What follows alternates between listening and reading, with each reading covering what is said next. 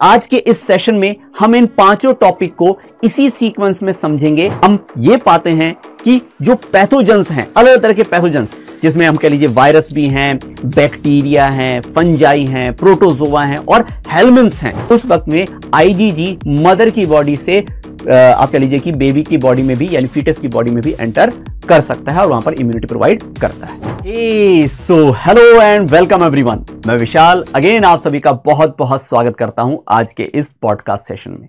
उम्मीद करता हूं डियर स्टूडेंट कि आप सभी लोग बहुत अच्छे होंगे, सभी की सेहत बहुत अच्छी होगी और प्रिपरेशन चल रही होगी जबरदस्त। तो डियर स्टूडेंट, आज के इस पॉडकास्ट सेशन में हम कवर करने जा रहे हैं chapter human health and disease. Yes friend, इससे पहले कि मैं इस चैप्टर के हर एक पॉइंट को, हर एक टॉपिक को आपके लिए क्लियर करता जाऊं, उससे पहले मैं आपके साथ कुछ बातें डिस्कस करना चाहता हूं जिससे आप इस पॉडकास्ट सेशन से मैक्सिमम आउटपुट ले पाएंगे। डियर स्टूडेंट, अगर आपने इस चैप्टर को आपकी एनसीईआरटी से कंप्लीटली गो थ्रू कर लिया है तो ये पॉडकास्ट सेशन आपके माइंड में इस चैप्टर के हर एक टॉपिक का प्रॉपर मैप क्रिएट कर देगा और ऐसे में आप ना केवल इन सभी टॉपिक को प्रॉपर मेमोराइज कर पाएंगे बल्कि सही टाइम पर रिकॉल भी कर पाएंगे। लेकिन अगर आपने अभी तक इस चैप्टर को आपकी एनसीईआरटी से कंप्लीटली गो थ्रू नहीं किया है तो मैं रिकमेंड करूंगा कि आप अपने नोट्स और एनसीईआरटी बुक के साथ में इस पॉडकास्ट को सुने और कंपैरिजन करते हुए अपने माइंड में एक प्रॉपर मैप बनाएं जहां हर एक टॉपिक आपके इस चैप्टर का कंप्लीटली कवर होता जाएगा। तो डियर स्टूडेंट, जिस भी स्तर पर आप अपनी प्रिपरेशन को लेकर चल रहे हैं, आप इस पॉडकास्ट को यूटिलाइज करके कहीं ज्यादा पुख्ता कर सकते हैं अपनी रिवीजन को। तो उम्मीद करता हूं आप इस पॉडकास्ट पे कंप्लीटली एंड तक बरकरार रहकर इससे मैक्सिमम आउटपुट लेंगे और अपने आप को प्रॉपर तरीके से तैयार करेंगे आपके एग्जामिनेशन के लिए। तो डियर स्टूडेंट, शुरुआत करते हैं हमारे ह्यूमन हेल्थ एंड डिजीज के चैप्टर को। डियर स्टूडेंट, अगर इसके सभी टॉपिक को मैं आपके साथ में पहले डिस्कस करूं तो देखिए डियर स्टूडेंट, सबसे पहले आपकी एनसीईआरटी में जो इंट्रोडक्टरी पार्ट है वहां पर हेल्थ को लेकर डिस्कशन किया गया है और इसके बाद उन कुछ कॉमन डिजीज के बारे में बात की गई है जो कि ह्यूमंस में हो सकती हैं अलग अलग पैथोजेंस के कारण से। इसके बाद इम्यूनिटी की जो बेसिक कॉन्सेप्ट है उसको कवर किया गया है, जिन प्रॉपर मॉलिक्यूल्स और एंटीबॉडीज के कारण से एक पर्सन के अंदर में इम्यूनिटी आती है, एक्वायर्ड इम्यूनिटी की बात यहां पर की गई है, यह भी हमारे इस चैप्टर में कवर होता है। इम्यूनिटी के कॉन्सेप्ट को समझने के बाद एड्स और कैंसर को डिस्कस किया गया है और एट द एंड यहां पर ड्रग्स और अल्कोहल एब्यूज के साथ में चैप्टर का कंप्लीशन दिया गया है। तो डियर स्टूडेंट, आज के इस सेशन में हम इन पांचों टॉपिक को इसी सीक्वेंस में समझेंगे जैसे आपके एनसीईआरटी बुक में गिवन है। तो साथ में स्टार्ट करते हैं इस चैप्टर को। तो dear student, human health and disease का जो इंट्रोडक्टरी पार्ट है वहां पर हेल्थ को लेकर बात की गई है। डियर स्टूडेंट, एक पर्सन की प्रॉपर हेल्थ को डिफाइन करने से पहले कुछ उन एंशिएंट अवधारणाओं के बारे में बात की गई है जो कि एंशिएंट ग्रीक्स थिंकर्स जैसे हिपोक्रेट्स और आयुर्वेदिक सिस्टम के अंदर में माना जाता रहा था। इनके अनुसार कुछ गुड ह्यूमर्स और बैड ह्यूमर एक पर्सन की गुड और बैड हेल्थ को डिटरमाइन करते हैं। ब्लैक बाइल से बैड ह्यूमर को रेफर किया जाता रहा था और यह मान्यता थी कि यह स्प्लीन और किडनी से रिलीज होता है और ऐसे में अगर इनका अमाउंट शरीर के अंदर में बढ़ जाता है तो एक पर्सन को बैड हेल्थ मिलती है या वो बीमार हो जाता है। लेकिन इस चीज को कंप्लीट क्लैरिटी देने के लिए विलियम हार्वे ने जो डेमोन्स्ट्रेशन किया था, उन्होंने सर्कुलेटरी सिस्टम और हार्ट में यह बात प्रॉपर तरीके से पाई कि यह गुड ह्यूमर और बैड ह्यूमर से हेल्थ डिटरमाइन नहीं होती बल्कि न्यूरल सिस्टम, एंडोक्राइन सिस्टम और इसी के साथ साथ इम्यून सिस्टम से एक पर्सन की हेल्थ डिटरमाइन होती है। तो ऐसे में हेल्थ को कैसे प्रॉपर डिफाइन किया जा सकता है? डियर स्टूडेंट, हेल्थ ना केवल एक पर्सन की फिजिकल फिटनेस बल्कि उसकी मेंटल मैच्योरिटी, जहां पर उस पर्सन में कोई एंजाइटी ना हो, साथ ही साथ उसके सोशल वेलबींग की तरह भी इशारा करता है जहां सोशल टेंशन से भी वो दूर हो। तो डियर स्टूडेंट, अगर एक पर्सन एक गुड हेल्थ जी रहा है या फिर आप कह सकते हैं एक पर्सन की हेल्थ अगर बहुत अच्छी है तो ऐसे में वो ना केवल अपनी इकोनॉमिक प्रॉस्पेरिटी बल्कि सोशल रेस्पॉन्सिबिलिटी को भी निभाते हुए अपनी पीसफुल एंड लॉन्ग लाइफ को निर्धारित कर सकता है। इसके लिए लोगों को जागरूक करने के लिए 7 अप्रैल को वर्ल्ड हेल्थ डे भी मनाया जाता है। लेकिन डियर स्टूडेंट, अगर एक पर्सन हम कह लीजिए कि डिजीज्ड है, यानी कि वो पर्सन अगर बीमार है, तो इसका पता कैसे हम लगा सकते हैं या किस तरीके से डिफाइन किया जा सकता है कि एक पर्सन डिजीज्ड है? अगर एक इंडिविजुअल का कोई एक ऑर्गन या मल्टीपल ऑर्गन प्रॉपर तरीके से फंक्शन ना कर रहे हों और ऐसे में उस पर्सन में कोई फिजियोलॉजिकल या मॉर्फोलॉजिकल सिम्टम्स क्रिएट हों, तो हम कह सकते हैं कि ये पर्सन में कोई ना कोई डिजीज है। ऐसे में हेल्थ के लिए जो फैक्टर्स रेस्पॉन्सिबल हैं, या फिर आप कह लीजिए चूंकि हम हेल्थ के साथ साथ ही डिजीज को भी यहां पर कंपेयर करते चल रहे हैं, तो हम उन फैक्टर्स को लेकर बात करने जा रहे हैं जो कि हेल्थ और डिजीज दोनों ही को डिटरमाइन करती है। तो डियर स्टूडेंट, इसमें पहला पॉइंट जो हमारे सामने आता है दैट इज जेनेटिक डिसऑर्डर्स। अगर एक पर्सन में जेनेटिकली तौर पर ही कोई डेफिशिएंसी है या उसी कोई जीन प्रॉपर तरीके से एक्सप्रेस नहीं हो पा रही है, तो ऐसे में वो जेनेटिकली ही आप कह लीजिए कि किसी डिजीज की तरफ में इंक्लाइंड हो जाता है, या फिर इन्फेक्शन के कारण से भी किसी पर्सन में डिजीज हो सकती है। हम जानते हैं वेरियस जो पैथोजेंस हैं, वायरस है, बैक्टीरिया है और भी अलग जो पैथोजेंस हैं, उनके कारण से भी एक पर्सन में डिजीज हो सकती है। इसके अलावा लाइफस्टाइल भी आज के समय डियर स्टूडेंट एक पर्सन की हेल्थ, गुड हेल्थ के लिए हम कह लीजिए कि रेस्पॉन्सिबल मान सकते हैं। डियर स्टूडेंट, अगर एक पर्सन की लाइफस्टाइल अच्छी नहीं है, आप कह लीजिए पुअर डाइटरी हैबिट्स हैं, तो ऐसे में उस पर्सन के डिजीज्ड होने की संभावना काफी बढ़ जाती है।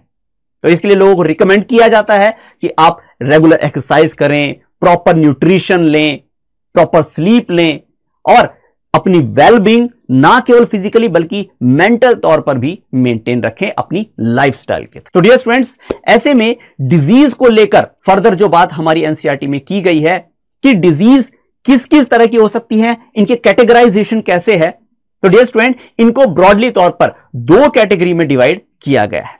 एक तरफ है कॉन्जेनाइटल डिजीज और दूसरी तरफ में है एक्वायर्ड डिजीज।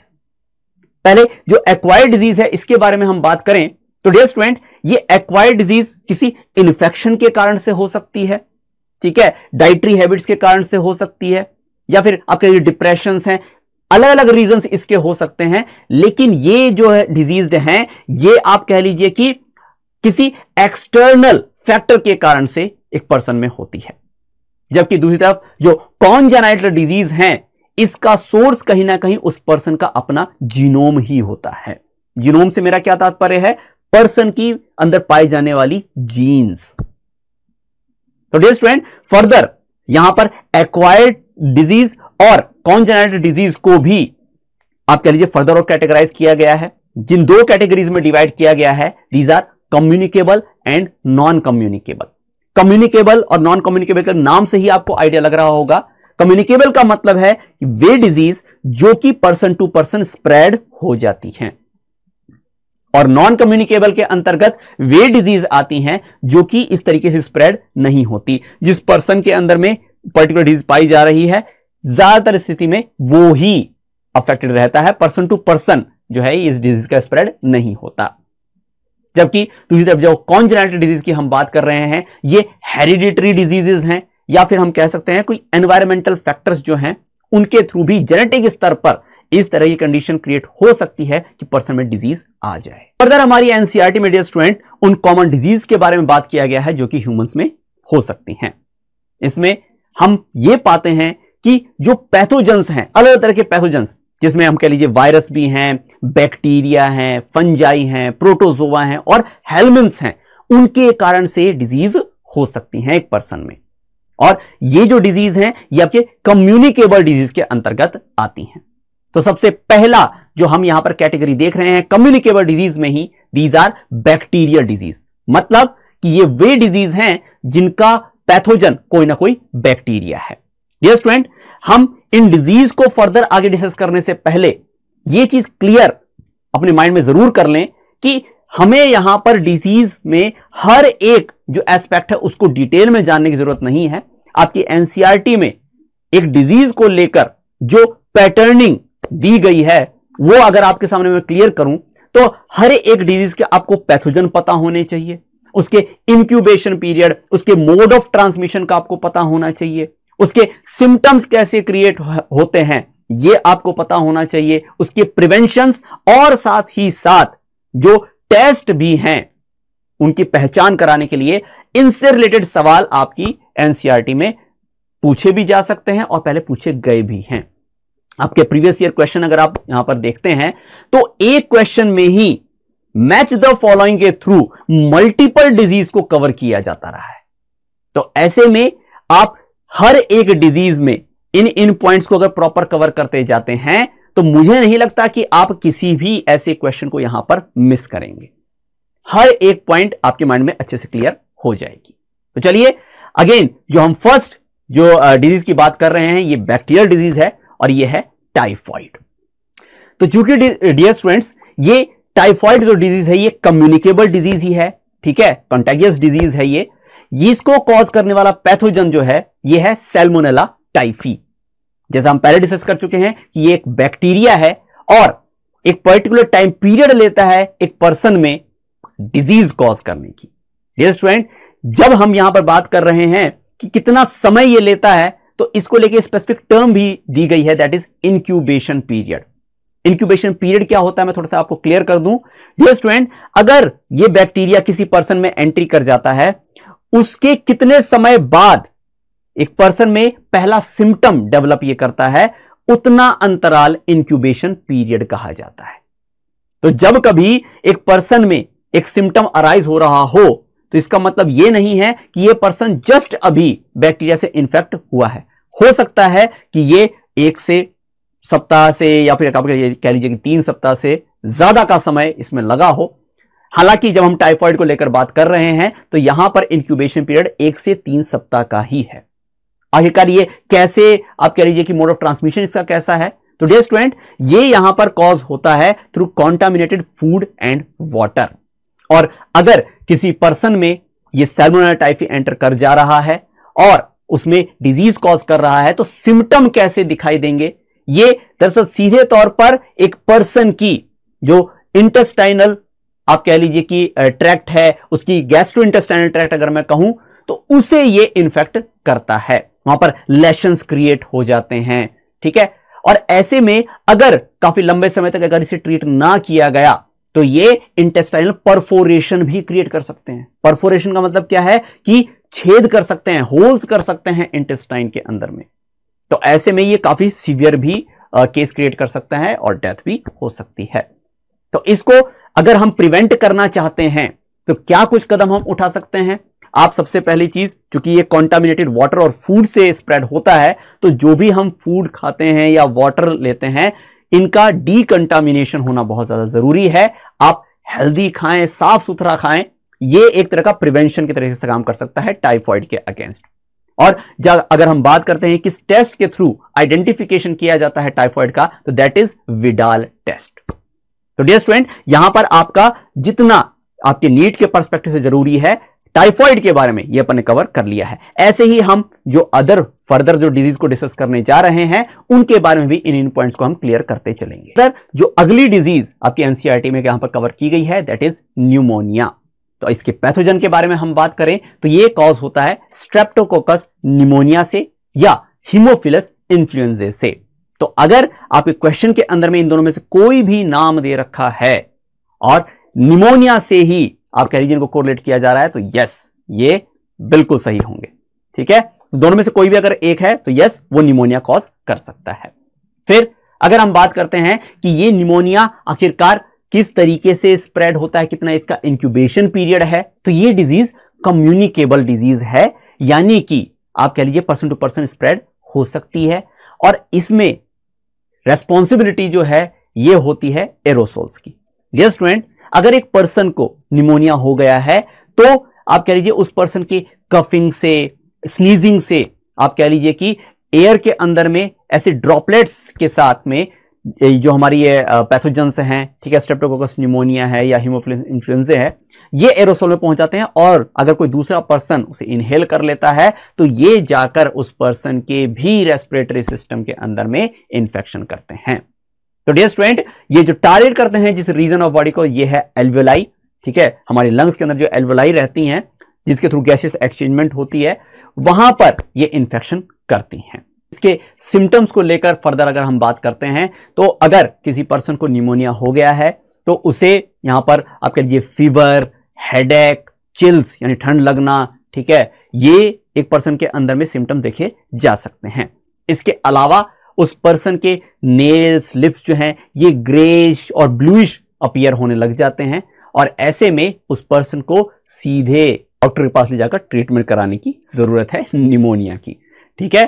तो डियर स्टूडेंट, यहां पर अगर हम फर्दर और जो बात कर रहे हैं जैसे प्रिवेंशन को लेकर अगर हम बात करें तो बिल्कुल यहां पर जिस पर्सन को भी निमोनिया है उससे आपके सुरक्षित दूरी बनाए रखने की जरूरत है, क्योंकि ये कम्युनिकेबल है और ड्रॉपलेट्स के थ्रू फैलता है, तो प्रिवेंशन रखने की भी जरूरत होती है। यहां पर आपके डियर स्टूडेंट एनसीईआरटी के अंदर में मेजर तौर पर यही 2 बैक्टीरियल जो डिजीज हैं इनको डिस्कस किया गया है। इसके अलावा कुछ और बैक्टीरियल डिजीज का डियर स्टूडेंट आपके एनसीईआरटी के अंदर में मेंशन किया हुआ है, ठीक है, लाइक डिप्थीरिया जो है इसका भी मेंशन किया हुआ है। तो इसके बारे में भी अगर हम थोड़ी सी बात कर लें तो जो पैथोजन डिप्थीरिया कॉज करते हैं इन्हें कहा जाता है कॉर्निबैक्टीरियम डिप्थीरिया, और इनका जो ट्रांसमिशन पीरियड रहता है यानी आप कह लीजिए इंक्यूबेशन पीरियड जो रहता है वो रहता है 2 से 3 दिन का। और अगर मैं इसके आप कह लीजिए कि मोड ऑफ ट्रांसमिशन की बात करूं, ड्रॉपलेट इन्फेक्शन ही है।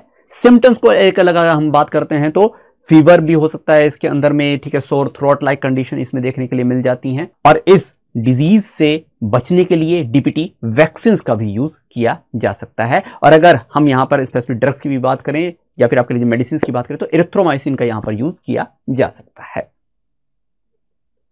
कुछ और इंपॉर्टेंट बैक्टीरियल डिजीज को अगर मैं आपके साथ डिस्कस करूं डियर स्टूडेंट तो यहां पर हम कॉलेरा को भी डिस्कस कर सकते हैं। अगर पैथोजन की हम बात करते हैं तो विब्रियो कॉलेरा इसका आप कह लीजिए कि पैथोजन है। इसके इंक्यूबेशन पीरियड की हम बात करें 2 से 3 दिन का समय इसको भी लगता है इंक्यूबेशन पीरियड में। स्प्रेड जो है इसका ये कंटामिनेटेड फूड और वाटर से होता है।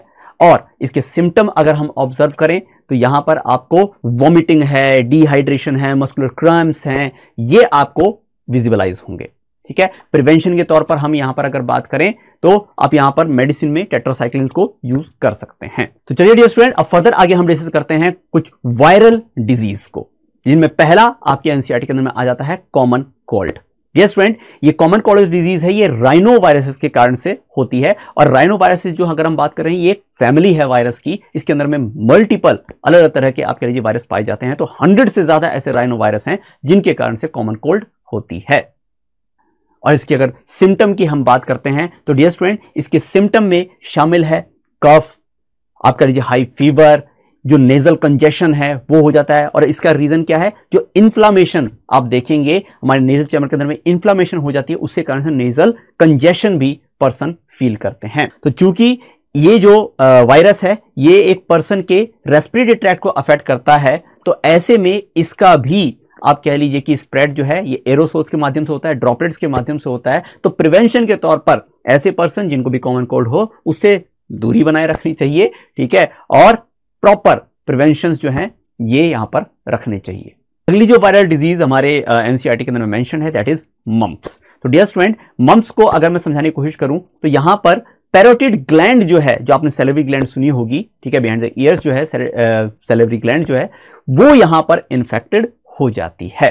तो ऐसे में इन्फेक्शियस पैरोडिटाइटिस यहां पर इस मम्प को कहा जा सकता है। इसके पीछे रीजन जो है पैरामिक्सो वायरस होते हैं, ठीक है, जो कि एक तरह के आरएनए वायरस हैं। और इसके प्रिवेंशन के लिए एमएमआर वैक्सीन को यूटिलाइज करते हैं, जो ना केवल मम्प्स बल्कि आपके लिए रुबेला के अगेंस्ट भी काफी इफेक्टिव होती है। चूंकि मैंने यहां पर जैसे रुबेला का यहां पर डिस्कशन किया है, तो इसी रुबेला आप कह लीजिए कि जिसको जर्मन मीजल्स भी कहा जाता है, जर्मन मीजल्स के अगेंस्ट चूंकि एमएमआर यहां पर इफेक्टिव है, तो जो जनरल हमारे मीजल्स होते हैं, ठीक है, रूबियोला डिजीज, वो भी काफी इंफेक्शियस डिजीज होती है। आप कह लीजिए कि काफी जो छोटे एज के जो बच्चे रहते हैं, 3 से 6 साल के जो चिल्ड्रन होते हैं, वे यहां पर काफी प्रोन हैं इन मीजल्स से। और इसको कॉज करने वाला वायरस भी जो है वो रूबियोला वायरस ही होता है। और वायरल डिजीज के बारे में अगर हम बात करें तो डेंगू फीवर जो है ये भी इसी के अंतर्गत आता है। डेंगू को कॉज करने के लिए फ्लेविराइबो वायरस जो होते हैं ये रेस्पॉन्सिबल होते हैं, और जो आप कह लीजिए कॉज जो मोड ऑफ ट्रांसमिशन है वो होता है थ्रू मॉस्किटो। किन मॉस्किटो के कारण से होता है तो इसमें आएगा एडिस इजिप्टाई। एडिस इजिप्टाई के जो फीमेल एडिस इजिप्टाई हैं उनके काटने से एक पर्सन को ये डेंगू फीवर हो सकता है। इसके इंक्यूबेशन पीरियड की अगर हम बात करें तो 3 से 8 दिन के आसपास में इसका इंक्यूबेशन पीरियड होता है। सिम्टम को अगर आप ऑब्जर्व करेंगे तो body pain, headache, fever, vomiting, diarrhoea, ये सब एक पर्सन के अंदर में देखने के लिए मिलते हैं। साथ ही साथ आप कह लीजिए कि जो हीमोरेजिक डेंगू फीवर भी हो सकता है अगर सिचुएशन काफी ज्यादा वर्स हो जाए। तो और प्रिवेंशन की जहां तक बात आती है तो प्रिवेंशन के लिए एक जो भी इंडिविजुअल हैं सभी को आप कह लीजिए कि प्रिवेंशन मॉस्किटो से लेने की जरूरत है, क्योंकि मॉस्किटो ही इसको स्प्रेड करता है। ठीक है, तो उसके लिए आप मॉस्किटो नेट्स का यूज कर सकते हैं, ठीक है, मॉस्किटो रेपेलेंट्स का यूज कर सकते हैं, और अपने आसपास, घर के आसपास में या फिर आप जहां कहीं भी हैं तो वहां से जो वाटर स्टेगनेंसी है उसको हटाया जा सकता है, वाटर को जमाव होने से रोका जा सकता है। इसी से मिलते जुलते एक और डिजीज की भी बात हम यहां पर कर लेते हैं, दैट इज चिकनगुनिया। चिकनगुनिया भी आप कह लीजिए कि मॉस्किटो बॉर्न डिजीज ही है। चूंकि देखिए मॉस्किटो एक आर्थ्रोपोड है, तो ऐसे में जो वायरस इसको कॉज करते हैं ये आर्बो वायरस कैटेगरी भी इनकी कही जा सकती है। हालांकि जिस फैमिली को लेकर अगर हम स्पेसिफिक की बात करते हैं तो ये अल्फा वायरस फैमिली के अंतर्गत आते हैं, और जो मॉस्किटो इसे स्प्रेड करते हैं ये एडिस इजिप्टाई और एडिस एल्बोपिक्टस होते हैं। सिम्टम अगेन इसके अगर हम ऑब्जर्व करें तो चिकनगुनिया के अंदर में जो जॉइंट पेन, ठीक है, ये काफी सीवियर होता है। ठीक है, मल्टीपल जॉइंट पेन होते हैं, ठीक है, आर्थ्रेल्जिया कंडीशन आ जाती है इसके अंदर में, और इसके साथ साथ आप कह लीजिए वॉमिटिंग, हेडेक, फीवर, ये भी यहां पर काफी देखने के लिए मिलता है। और प्रिवेंशन के तौर पर चूंकि यहां पर भी फीमेल एडिस इजिप्टाई और एल्बोपिक्टस जो है मॉस्किटो उन्हीं के कारण से फैल रही है, तो मॉस्किटो से बचने के लिए जो प्रिवेंशन आप ले सकते हैं वो इसके लिए भी कारगर होंगे। इंक्यूबेशन पीरियड के बारे में अगर हम इसके बारे में बात करते हैं तो लगभग 2 से 7 दिन के आसपास का समय इसका लगता है, यानी 1 वीक के आसपास का समय है incubation period for chikungunya. Further हम यहां पर वायरल डिजीज से अगर और आगे बढ़ें और बात करें प्रोटोजोअन डिजीज की, क्योंकि हम बात कर रहे हैं यहां पर वायरस की, बैक्टीरिया की, प्रोटोजोआ से होने वाली डिजीज की भी, तो अगेन एक मॉस्किटो बॉर्न डिजीज इसमें शामिल है and that is malaria. Malaria भी चूंकि एक आर्थ्रोपोड बॉर्न डिजीज है, तो ऐसे में हम इसे डाइजेनेटिक डिजीज भी कह देते हैं, और इसके डाइजेनेटिक कहने के पीछे रीजन जो है वो यही है कि जो प्रोटोजोआ इस डिजीज को कॉज कर रहे हैं वो ह्यूमन और मॉस्किटो दोनों को अपनी लाइफ साइकिल कंप्लीट करने के लिए यूज करते हैं, यानी 2 होस्ट हैं इसके, इस कारण से हम इसे डाइजेनेटिक। जब हम इसको फैलाने वाले उस प्रोटोजोआ के नाम के बारे में बात करते हैं तो ये है प्लाज्मोडियम। अलग अलग प्लाज्मोडियम की जो स्पीशीज हैं ये अलग अलग तरह की यहां पर मलेरिया कॉज करती है, और आपके एनसीईआरटी के अंदर में टाइप ऑफ मलेरिया भी एक तरह का मेंशन्ड है, तो हम यहां पर जो अलग अलग टाइप की मलेरिया हैं उनके बारे में भी थोड़ी बात कर लेते हैं। डियर स्टूडेंट, प्लाज्मोडियम वाइवैक्स हो, प्लाज्मोडियम फैल्सीपेरम हो, प्लाज्मोडियम ओवेल हो या प्लाज्मोडियम मलेरिया हो, ये 4 तरह के जो प्लाज्मोडियम है ये मलेरिया कॉज करते हैं। लेकिन जो अलग अलग तरह के मलेरिया ये कॉज कर रहे हैं उनके बारे में अगर हम बात करते हैं, ब्रॉडली यहां पर 2 तरह की कैटेगरी है मलेरिया की। एक तरफ है क्वार्टन मलेरिया और एक तरफ है टर्शियन मलेरिया। इनके नाम को अगर मैं आपके सामने डिफाइन करने की कोशिश करूं तो क्वार्टन का मतलब क्या होता है। दरअसल डियर स्टूडेंट, जब मलेरिया के फीवर के बारे में अगर आपने सुना होगा तो ये कुछ कुछ दिनों के अंतराल पर रिपीट होते हैं। ठीक है, तो जब कभी हम यहां पर पाते हैं कि 72 घंटे के बाद जो मलेरिया का बुखार है वो रिपीट हो रहा है, तो ऐसे में ये मलेरिया कहा जाता है क्वार्टन मलेरिया। ठीक है, यानी हर चौथे दिन पर हो रहा है। जबकि टर्शियन मलेरिया जो है उसकी जो आपका ये रिकरेंस है, उसकी रिपीटिशन जो है ये हर तीसरे दिन होती है, यानी 48 घंटे के बाद में इसका रिपीटिशन आपको देखने के लिए मिलता है। तो क्वार्टन मलेरिया जो है इसको कॉज करने वाला जो प्लाज्मोडियम है दैट इज प्लाज्मोडियम मलेरिया। और इंक्यूबेशन पीरियड अगर हम इसकी देखते हैं तो काफी वाइड है इसकी, ठीक है। आप कह लीजिए कि मल्टीपल डेज, मल्टीपल वीक्स हो सकते हैं, यहां पर लगभग 3-4 वीक भी हो सकते हैं, ठीक है। 28 डेज के बियॉन्ड भी जा सकता है ये, ठीक है। तो फर्दर अगर हम आते हैं हमारे टर्शियन मलेरिया की तरफ में, तो इसमें भी आप कह लीजिए कि अलग अलग कैटेगरीज हैं। एक तरफ है माइल्ड टर्शियन मलेरिया, ठीक है, दूसरी तरफ है मैलिग्नेंट और तीसरी तरफ है बिनाइन, ठीक है। तो टर्शियन मलेरिया के ही 3 टाइप्स है, माइल्ड, बिनाइन और मैलिग्नेंट, ये तीनों हैं। तो इसमें हम सबसे पहले माइल्ड जो टर्शियन मलेरिया है उसके बारे में बात करते हैं। तो इसको कॉज करने वाला ओवेल है, और इसकी भी चूंकि हम टर्शियन बात कर चुके हैं तो 48 घंटे के बाद में रिपीटिशन है, लेकिन इसका इंक्यूबेशन पीरियड जो है ये 2 सप्ताह के आसपास का ही होता है, लगभग 14 डेज के आसपास का होता है। फर्दर हम जो अगले जो टर्शियन मलेरिया है उसमें अगर हम बात करें तो यहां पर बिनाइन टर्शियन मलेरिया की हम बात करने जा रहे हैं। इसको कॉज करने वाला जो है that is Plasmodium vivax. Plasmodium vivax की भी अगर हम इंक्यूबेशन पीरियड की बात करें तो ये भी लगभग आप कह लीजिए 14 दिन के आसपास का होता है, यानी 2 सप्ताह के आसपास का। और आखिरी जो हमारा यहां पर मलेरिया बच गया है tertian malaria, that is malignant tertian malaria. इसको कॉज करने वाला होता है प्लाज्मोडियम फैल्सीपेरम, और इसके जो इंक्यूबेशन पीरियड होते हैं ये होते हैं मात्र 12 डेज। तो डियर स्टूडेंट, यहां पर जो मेजर तरह के जो मलेरिया हैं, टाइप्स ऑफ मलेरिया हैं, ये भी अपन ने कवर किए हैं, क्योंकि आपके एनसीईआरटी के अंदर में टाइप्स ऑफ मलेरिया को लेकर बात करी गई है, खासकर फैल्सीपेरम को लेकर ही वहां पर बात करी गई है। फर्दर अगर हम इसमें आगे बढ़ते हैं तो डियर स्टूडेंट, मलेरिया के अंदर में जो आप कह लीजिए कॉज करने वाला प्लाज्मोडियम है उसकी लाइफ साइकिल को लेकर भी बात यहां पर पूछी जा सकती है। तो डियर स्टूडेंट, जब एक पर्सन आप कह लीजिए मलेरिया का शिकार होता है तो उसमें किस किस तरीके से ये स्टेप फर्दर आगे बढ़ते हैं, मैं आपको थोड़ी क्लैरिटी दे देता हूं उस चीज की, ताकि आपको क्लियर हो जाए कि मलेरिया अल्टीमेटली किन किन स्टेजेस से आप कह लीजिए एक पर्सन को अफेक्ट करता है और कौन कौन सी स्टेज उसकी लाइफ साइकिल के अंतर्गत आती है। तो देखिए डियर स्टूडेंट, सबसे पहले अगर हम बात कर रहे हैं यहां पर जिस मॉस्किटो की जो कि ये कॉज करता है मलेरिया, वो होती हैं फीमेल एनाफिलिस, ठीक है। जिस तरीके से डेंगू और चिकनगुनिया कॉज करने के लिए एडीज जो मॉस्किटो है वो रेस्पॉन्सिबल थी, यहां पर फीमेल एनाफिलिस होती हैं रेस्पॉन्सिबल, ठीक है। तो फीमेल एनाफिलिस अगर आप कह लीजिए इन्फेक्टेड है ऑलरेडी मलेरिया से, तो उसके जो सलाइवा होती है उसके अंदर ये प्लाज्मोडियम स्पोरोजोइट फॉर्म पर पाए जाते हैं। स्पोरोजोइट अगर मैं बात करूं तो प्लाज्मोडियम का ही एक फेज है, एक आप कह लीजिए कि एक स्टेज है उसकी लाइफ की, ठीक है।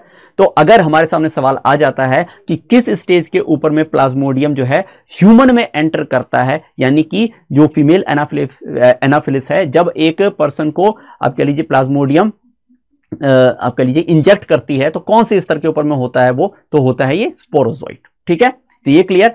अब वो पर्सन जब आप कह लीजिए उसके अंदर सलाइवा जब आ जाता है मॉस्किटो का और उसके साथ साथ स्पोरोजोइट एंटर कर जाते हैं, तो ये सबसे पहले जाकर लिवर सेल को टारगेट करते हैं। तो लिवर सेल के अंदर में ये उन हिपेटोसाइट सेल को जब अफेक्ट करते हैं, वहां पर अपनी संख्या को काफी ज्यादा बढ़ा देते हैं। तो फर्दर वहां पर ये उन हिपेटोसाइट सेल्स को रप्चर करते हैं और रिलीज होकर आरबीसी को टारगेट करने लग जाते हैं। फिर फर्दर आरबीसी के अंदर भी ये अपनी संख्या को आगे बढ़ाते हैं, और आरबीसी के अंदर भी साइकिल जो है ऐसे भी चल जाती है, 2 लेवल्स दरअसल वहां पर चलती हैं। आरबीसी से जब ये रिलीज आउट होते हैं तो फर्दर दूसरी आरबीसी को जाकर ये इन्फेक्ट कर सकते हैं, और ऐसे में बार बार जब ये आरबीसी, एक आरबीसी के बाद दूसरी आरबीसी, फिर तीसरी आरबीसी के अंदर जब अपनी संख्या बढ़ा रहे होते हैं, तो जितनी बार आरबीसी रप्चर होती है ये अपने टॉक्सिन्स को रिलीज करते हैं, जिसे कहा जाता है हीमोजोइन, और हीमोजोइन ही वो टॉक्सिन है जिसके कारण से हमें फीवर कॉज होता है, ठीक है। यानी जो रिकरेंस ऑफ फीवर हम मलेरिया के अंदर में देख पाते हैं, उसके पीछे रीजन ये हीमोजोइन ही है। तो चूंकि जब एक आप कह लीजिए आरबीसी जो होते हैं, जब ये रप्चर होते हैं और हीमोजोइन से रिलीज होते हैं, फीवर कॉज होगी। फिर जब ये दूसरी आरबीसी को दोबारा से इन्फेक्ट करेंगे, वहां पर फिर अपनी संख्या बढ़ाएंगे, फिर जब वो रप्चर करेगी फिर दोबारा से हीमोजोइन रिलीज होगा। तो ऐसे में हीमोजोइन्स जब जिस अंतराल पर रिलीज हो रहा है, तब ह्यूमन के अंदर में जो भी आप कह लीजिए इन्फेक्टेड पर्सन, उसके अंदर में फीवर कॉज होती है, ठीक है।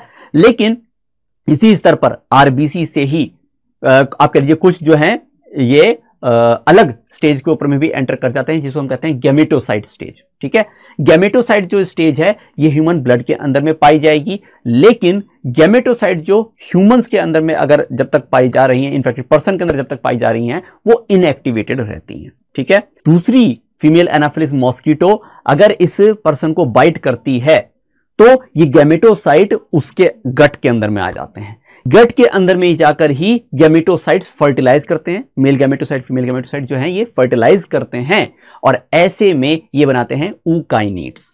ऊकाइनीड्स जो हैं ये फिर जाकर उस फीमेल एनाफिलिस की सेलिवरी ग्लैंड को इन्फेक्ट करते हैं, और वहीं पर फिर दोबारा से oocyte लेवल पर जाते हैं, और फिर आप कह लीजिए कि इनमें स्पोरोजोइट फेज दोबारा से आ जाती है। तो ये एक सर्कल यहां पर आप देख पा रहे होंगे कि फीमेल एनाफिलिस से लेके ह्यूमन, और फिर दोबारा ह्यूमन के अंदर भी पहले हिपेटोसाइट, फिर उसके बाद आरबीसी, फिर उसके बाद ब्लड में से दोबारा से कह लीजिए कि फीमेल एनाफिलिस तक। तो ये लाइफ जो साइकिल है ये है प्लाज्मोडियम की लाइफ साइकिल, चूंकि हम देख पा रहे हैं कि मॉस्किटो और ह्यूमन दोनों के अंदर में आप कह लीजिए कि ये अपनी फेज को कंप्लीट करता है, इसलिए हमने इसको डाइजेनेटिक प्रोटोजोआ कहा था। अब जब सिम्टम को लेकर हम इसकी मलेरिया के सिम्टम को लेकर बात करते हैं, तो सिम्टम ऑब्वियस तौर पर रिकरेंस ऑफ फीवर रहती है। ठीक है, आप कह लीजिए वॉमिटिंग, नोजिया, ठीक है, ये सब आपको इसमें मलेरिया में भी देखने के लिए मिलेगा।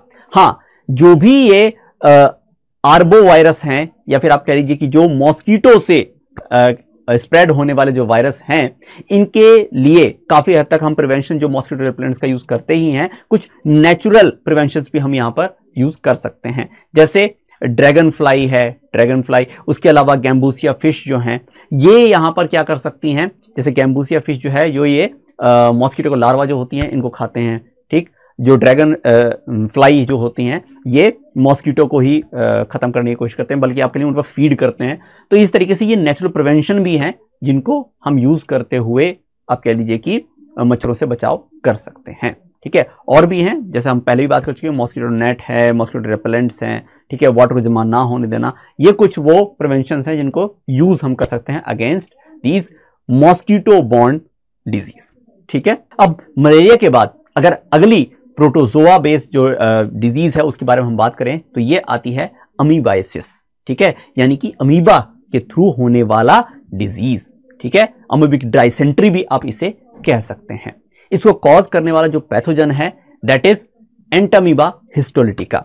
डियर स्टूडेंट, ये भी एक प्रोटोजोआ है, और इसके कारण से जो ये डिजीज हो रही है इसमें सिम्टम किसी तरह के आएंगे, या फिर आप कह लीजिए कि जो पर्सन इससे इन्फेक्ट होगा उसमें आपको क्या क्या देखने को मिलेगा। आप वहां पर कॉन्स्टिपेशन देखेंगे, यानी कि अल्टीमेटली जो गैस्ट्रोइंटेस्टाइनल ट्रैक्ट है वो ही यहां पर अफेक्ट होती है। एब्डोमिनल पेन होगा, क्रैम्प्स, फिर आप कह लीजिए कि एक्सेस म्यूकस, ब्लड क्लॉटिंग, ये आपको देखने के लिए मिलती हैं। और अगर हम बात करें कि इसका किस तरीके से स्प्रेड होता है, तो ये भी कंटामिनेटेड फूड और वाटर के कारण से ही होता है। तो प्रिवेंशन के तौर पर आप यहां पर साफ सफाई रख सकते हैं। ठीक है, जो भी डीकंटामिनेटेड फूड, वाटर, इनको आप कह लीजिए यूज में ले सकते हैं। ठीक है, इन पे सावधानी रखने की बेसिकली जरूरत। और अगर मैं उन ड्रग्स की बात करूं जो कि इस एंटामीबा हिस्टोलिटिका को आप कह लीजिए उनकी ग्रोथ को रोक सकते हैं या अमीबिक डायसेंट्री में दी जानी चाहिए, तो इसमें हम मेट्रानिडाजोल, ठीक है, इसको यूज कर सकते हैं, या फिर टेनिडाजोल का यूज हम यहां पर कर सकते हैं। अगली कैटेगरी ऑफ डिजीज जो है डियर स्टूडेंट, ये हेलमिंथिक डिजीज हैं, यानी कि ये वर्म से होने वाली डिजीज हैं। डियर स्टूडेंट, जब वर्म से होने वाली डिजीज की हम बात कर रहे हैं तो हमें पता होना चाहिए कि वर्म्स किस किस तरह के हो सकते हैं और उनके कारण से ह्यूमन को कौन सी डिजीज हो सकती हैं। तो डियर स्टूडेंट, जैसे जब हम लोग बात करते हैं वर्म्स की, तो यहां पर दो फाइलम जो हैं उनके जो ऑर्गेनिजम्स हैं उनको वर्म्स के अंतर्गत रखा जाता है। पहला आ जाता है प्लेटीहेलमिन्थिस, जिसके अंदर फ्लैट वर्म्स आते हैं, और दूसरा आ जाता है निमिथहेलमिन्थिस, या फिर आप कह लीजिए एस्केलमिन्थिस, जिसके अंतर्गत राउंड वर्म्स आते हैं। तो अगर इनमें से किसी भी तरह के वर्म से अगर कोई डिजीज होती है तो वो हेलमिंथिक डिजीज के अंतर्गत हम रखते हैं। हालांकि अगर मैं यहां पर एक्सप्लेन करूं कि इन वर्म से किस तरीके से डिजीज होती है, तो डियर स्टूडेंट, ये जो वर्म्स हैं ये दरअसल ह्यूमन के ऊपर में पैरासाइट्स के रूप में सरवाइव करते हुए डिजीज कॉज कर सकते हैं। तो इसलिए हम इन वर्म से होने वाली डिजीज को हेलमिंथिक के साथ साथ आप कह लीजिए कि पैरासिटिक डिजीज के अंतर्गत भी रख सकते हैं। तो हेलमिंथिक डिजीज में डियर स्टूडेंट जो पहली डिजीज हम यहां पर कवर कर रहे हैं दैट इज एस्कैरियासिस। तो जो आपके जो वर्म इसके लिए रेस्पॉन्सिबल है that is ascaris lumbricoides. Dear student ये वो वर्म है जो कि आप कह लीजिए कंटामिनेटेड फूड या वाटर के थ्रू ह्यूमन बॉडी में जब एंटर करता है तो इंटेस्टाइनल ट्रैक्ट में जाकर वहां पर ये एग लेइंग करता है और अपनी संख्या को बढ़ाता जाता है। और जो इसके सिम्टम क्रिएट जो होते हैं वो हमारे गैस्ट्रो इंटेस्टाइनल ट्रैक्ट से ही संबंधित होते हैं।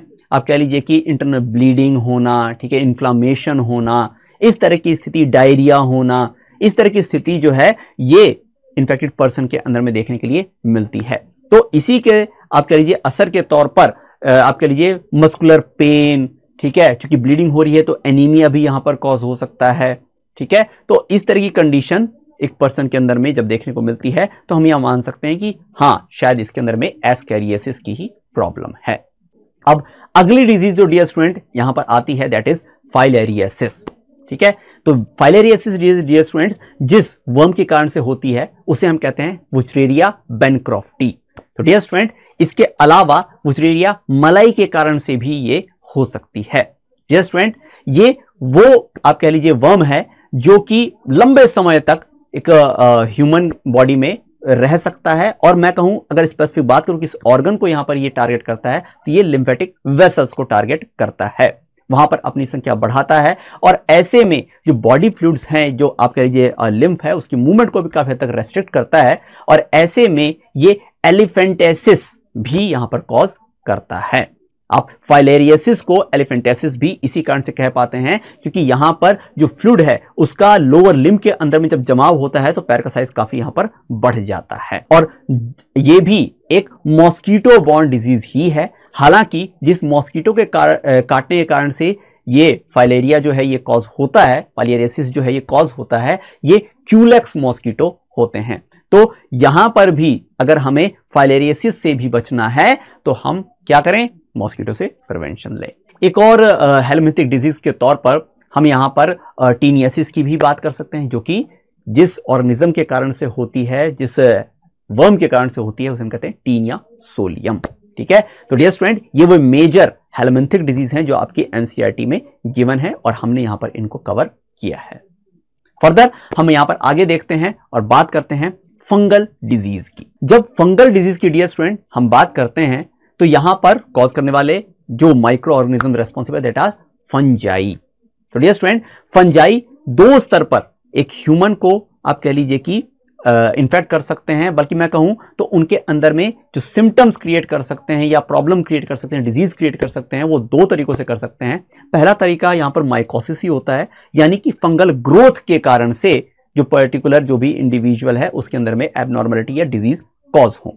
दूसरी तरफ में बात जब आती है यहां पर तो टॉक्सिकोसिस भी एक यहां पर माध्यम बन जाता है जिसमें जो टॉक्सिन्स ये रिलीज करते हैं, हमारे जो फंगस हैं ये टॉक्सिन्स जो रिलीज करते हैं वो यहां पर रीजन बनता है फॉर डिजीज या फिर आप कह लीजिए उसके सिम्टम प्रोड्यूस करने के पीछे रीजन बन जाता है।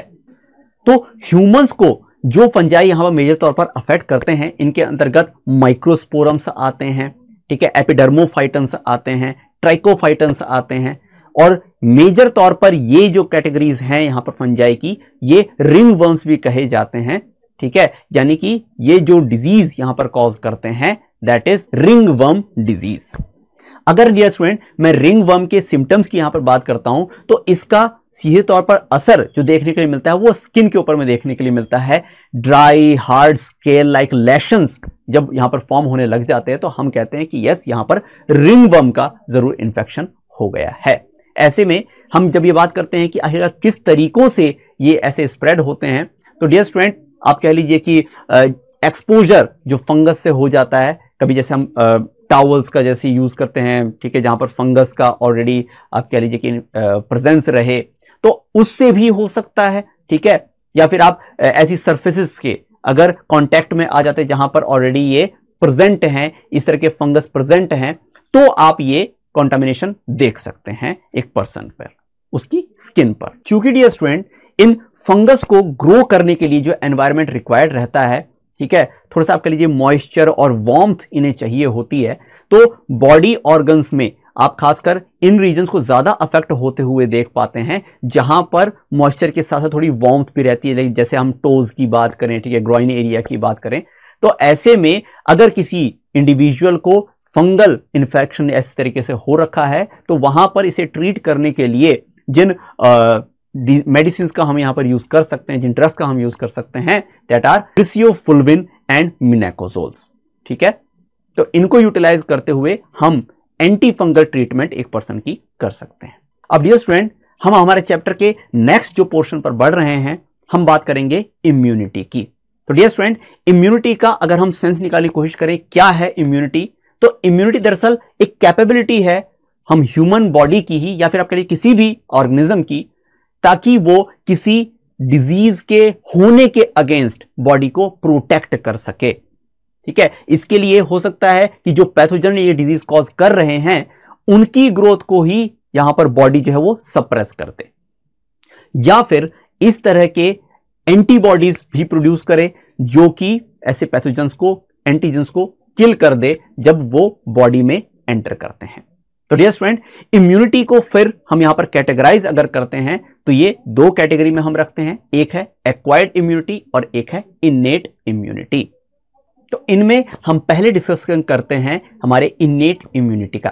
तो डियर स्टूडेंट, इनेट इम्यूनिटी जो है ये नॉन स्पेसिफिक डिफेंस है हमारी बॉडी का, और ये बर्थ के साथ ही प्रेजेंट रहती है। अगर इसमें हम बात करें तो मल्टीपल लेवल्स होती हैं डिफेंस की, जिसमें पहला अगर हम डिफेंस की बात करें, फिजिकल बैरियर। डियर स्टूडेंट, अगर हम हमारी बॉडी को ऑब्जर्व करते हैं तो हमारी बॉडी की जो आउटर सरफेस है ये स्किन होती है। डियर स्टूडेंट, स्किन खुद अपने आप में एक बैरियर की तरह से काम करती है ताकि जो एक्सटर्नल पैथोजेंस हैं, माइक्रोब्स हैं, ये बॉडी के अंदर में एंटर ना कर जाएं। तो स्किन अपने आप में खुद ही फिजिकल बैरियर है इन सब की बॉडी में एंट्री होने से रोकने के लिए। इसके अलावा हम बात करते हैं तो म्यूकस भी होता है, ठीक है। इस तरह के जो सिक्रीशंस रहती हैं ये भी बॉडी को काफी हद तक इन माइक्रोब से बचाती, चाहे वो रेस्पिरेटरी ट्रैक्ट हो, यूरोजेनाइटल ट्रैक्ट हो, गैस्ट्रोइंटेस्टाइनल ट्रैक्ट हो। तो इन पर पाया जाना जो म्यूकस है ये भी बॉडी को इन माइक्रोब से बचा रहा होता है। अगला जो यहां पर बैरियर है that is physiological barrier. Dear student, जब हम बात करते हैं हमारे गैस्ट्रोइंटेस्टाइनल ट्रैक्ट की ही, तो यहां पर एसिड का जो रिलीज होता है ये भी अपने आप में माइक्रोब्स की ग्रोथ को कहीं ना कहीं रोकने का काम करते हैं। तो ऐसे में फिजियोलॉजिकल बैरियर के तौर पर इस तरह के एसिड्स जो बॉडी से रिलीज हो रहे होते हैं ये बॉडी को प्रोटेक्ट करने का काम करते हैं। इसी के साथ अगर आप आईज से रिलीज होने वाले टीयर्स की बात करें या सलाइवा की भी बात करें तो ये भी कहीं ना कहीं फिजियोलॉजिकल बैरियर की तरह से ही काम करते हैं माइक्रोब्स की ग्रोथ के आगे। अगले टाइप की जो इनेट इम्यूनिटी बॉडी के अंदर प्रोवाइड होती है ये होती है सेलुलर इम्यूनिटी, यानी सेलुलर बैरियर जो है ये यहां पर हमारी इनेट इम्यूनिटी का ही हिस्सा है। सेलुलर इम्यूनिटी प्रोवाइड करने के लिए स्पेसिफिक WBC रेस्पॉन्सिबल होती हैं जिन्हें हम ल्यूकोसाइट्स कहते हैं, और इसके भी फर्दर बहुत सारे अलग अलग टाइप्स पाए जाते हैं जिसके अंतर्गत मैक्रोफेजेस आती हैं, ठीक है, किलर सेल्स होती हैं, फिर इसके अलावा जो बी लिम्फोसाइट्स होती हैं इनका भी काफी क्रूशियल रोल रहता है, एंटीबॉडीज प्रोड्यूस करने वाली जो सेल्स होती हैं इनका रोल रहता है। तो ये भी कहीं ना कहीं ऐसी सेल्स को रेफर कर रहे होते हैं जो कि एक बैरियर के तौर पर काम करेंगे अगर कोई ऐसा माइक्रोब हमारी बॉडी में एंटर होने के बाद हमारे सिस्टमिक सर्कुलेशन में पहुंच गया, तब ये यहां पर एक्टिवेट होती है। और आखिरी बैरियर के तौर पर यहां पर साइटोकाइन बैरियर की हम बात करते हैं। तो डियर स्टूडेंट, साइटोकाइन बैरियर जो होता है ये दरअसल आप कह लीजिए कि उन सेल्स की तरफ हमें ले जा रहा है जो भी सेल्स इन्फेक्टेड हो चुकी होती हैं। जब ये सेल इन्फेक्टेड हो चुकी होती हैं, माइक्रोब से एंटर कर चुके होते हैं, तो ये सेल्स रिलीज करती हैं इंटरफेरॉन्स, और ये इंटरफेरॉन्स भी आप कह लीजिए कि उन सेल्स जिनको ये माइक्रोब्स अफेक्ट कर रहे हैं उनकी फर्दर जैसे ग्रोथ वगैरह जो होती है उनको कहीं ना कहीं रोक रहे होते हैं, या माइक्रोब्स के द्वारा जो दूसरे सेल्स को इन्फेक्ट करने की पॉसिबिलिटी होती है उसको डिक्रीज कर रहे होते हैं। तो ये चारों स्तर के ऊपर dear students innate immunity work कर रही होती है। अब जो दूसरी तरह की इम्यूनिटी है डियर स्टूडेंट उसके बारे में हम बात कर लेते हैं, that is acquired immunity. Acquired immunity के अंतर्गत हम उस खास इम्यूनिटी की बात कर रहे हैं जो कि स्पेसिफिक माइक्रोब्स के अगेंस्ट डेवलप होती है हमारी बॉडी में। और यहां पर हम बात कर रहे हैं दरअसल उन एंटीबॉडीज का जो कि इन एंटीजन के अगेंस्ट डेवलप होती हैं बॉडी में और उन्हीं पर स्पेसिफिक वर्क करती हैं, उनको किल करने का काम करते हैं ताकि बॉडी उनसे सेफ रहे। तो इस एक्वायर्ड इम्यूनिटी के डियर स्टूडेंट दो कंपोनेंट होते हैं, जिसमें पहला कंपोनेंट है हमारा antibiotic antibody mediated immune system, जिसे हम ह्यूमरल सिस्टम भी कहते हैं। यानी कि यहां पर बात उन स्पेसिफिक बी लिम्फोसाइट्स की करी जा रही है जिनसे यहां पर एंटीबॉडीज प्रोड्यूस होंगी। इस बात को और बारीकी से समझने के लिए डियर स्टूडेंट अगर हम बात करें हमारे बी लिम्फोसाइट के बारे में, तो बी लिम्फोसाइट दरअसल दो तरह की सेल्स को जन्म देती है, एक है प्लाज्मा सेल और दूसरी है B memory cells. Dear student plasma cells जो होती हैं इनका दायित्व होता है एंटीबॉडीज बनाना उन एंटीजन के अगेंस्ट जो फिलहाल में बॉडी के अंदर में एंटर कर चुके हैं। और जो बी मेमोरी सेल्स होती हैं ये वे सेल्स होती हैं जो कि फ्यूचर के लिए अगर कभी वो पर्टिकुलर एंटीजन बॉडी में एंटर करेगा उस वक्त में डिफरेंशिएट होकर प्लाज्मा सेल बनवाएंगी और वहां पर वो स्पेसिफिक एंटीबॉडीज का रिलीज करवाएंगी ताकि फ्यूचर के लिए भी अगर कभी वो एंटीजन बॉडी में एंटर हो जाए तो उसके अगेंस्ट बॉडी को प्रोटेक्ट कर सके। अब दूसरे कंपोनेंट की अगर हम बात करते हैं तो ये है हमारी सेल मीडिएटेड इम्यून सिस्टम, या फिर आप कह सकते हैं इसे सेल इम्यूनिटी भी कह सकते हैं, या स्पेसिफिक अगर मैं बात करूं तो यहां पर बात हो रही है टी सेल बेस्ड इम्यूनिटी की। तो डियर स्टूडेंट यहां पर कोई एंटीबॉडीज प्रोड्यूस नहीं होती बल्कि सेल्स ही यहां पर अगेंस्ट काम करती हैं उन माइक्रोब्स के, उन एंटीजेंस के जो बॉडी में एंटर कर जाएं। टी सेल भी डियर स्टूडेंट बहुत तरह की पाई जाती है, बहुत तरह नहीं, अगर मैं यहां पर स्पेसिफिकली बात करूं तो 4 तरह की यहां पर टी सेल्स पाई जाती हैं। अगर हम उनके भी फंक्शन पर यहां पर प्रकाश डालना चाहें तो सबसे पहला टाइप जो हमारे सामने आता है टी किलर सेल, या कह सकते हैं हम सी साइटोटॉक्सिक टी सेल्स। तो डियर स्टूडेंट ये जो सेल हैं ये डायरेक्टली अटैक करती हैं अगर कोई माइक्रोब्स और एंटीजन बॉडी में एंटर कर जाएं और रिलीज करती हैं परफोरेंस को, ताकि जो भी माइक्रोब्स ऐसे बॉडी में एंटर किए हैं उनकी बॉडी परफोरेटेड हो जाए और वो किल्ड हो जाए। अगले टाइप की टी सेल्स होती हैं सप्रेसर टी सेल्स। दरअसल जो टी किलर सेल्स होती हैं ये अगर कहीं हमारी बॉडी सेल्स को ही टारगेट करने लग जाएं तो ऐसे में ये बॉडी के लिए ही हानिकारक हो सकती हैं। तो सप्रेसर टी सेल्स दरअसल उन टी किलर सेल्स के ही अफेक्ट को नॉर्मल बॉडी सेल्स तक पहुंचने नहीं देती, उनको सप्रेस रखती हैं, उनके एक्शन को सप्रेस रखती हैं। और अगली जो टी सेल्स की यहां पर बात होती है that are helper T cell. ये जो टी सेल्स होती हैं दरअसल ये स्टिमुलेट करती हैं हमारी बी सेल्स को ताकि वो एंटीबॉडीज बनाएं, और इसके लिए जिस मीडिएटर का ये यूज करती हैं उसे हम यहां पर कहते हैं लिम्फोकाइंस। तो डियर स्टूडेंट अब जो आखिरी तरह की टी सेल की हम यहां बात कर रहे हैं that are memory T cell. जिस तरीके से हम लोग मेमोरी बी सेल की जैसे बात कर रहे थे उसका भी काम फ्यूचर में था, ऐसे ही मेमोरी टी सेल का भी काम फ्यूचर में है। ये अनडिफरेंशिएट सेल्स जो रहती हैं फर्दर कभी फ्यूचर में अगर बॉडी में वही पर्टिकुलर तरह का एंटीजन अगर एंटर कर जाएगा या माइक्रोब एंटर कर जाएगा तो उसके अगेंस्ट भी काम करेंगी। सब तरह की टी सेल्स ये बन सकती हैं इन फ्यूचर टाइम। तो एक्वायर्ड इम्यूनिटी के इन दोनों कंपोनेंट्स को समझने के बाद हम एक पक्ष पर दोबारा से यहां पर गौर करना चाहते हैं जो कि है एंटीबॉडीज। डियर स्टूडेंट एंटीबॉडीज दरअसल अपने आप में इम्यूनोग्लोबुलिन्स होती हैं जो कि प्रोड्यूस होती हैं बी लिम्फोसाइट से। ठीक है, तो बी लिम्फोसाइट जो है इनकी भी स्पेसिफिकली जो प्लाज्मा सेल्स होती हैं ये प्रोड्यूस करती हैं antibodies.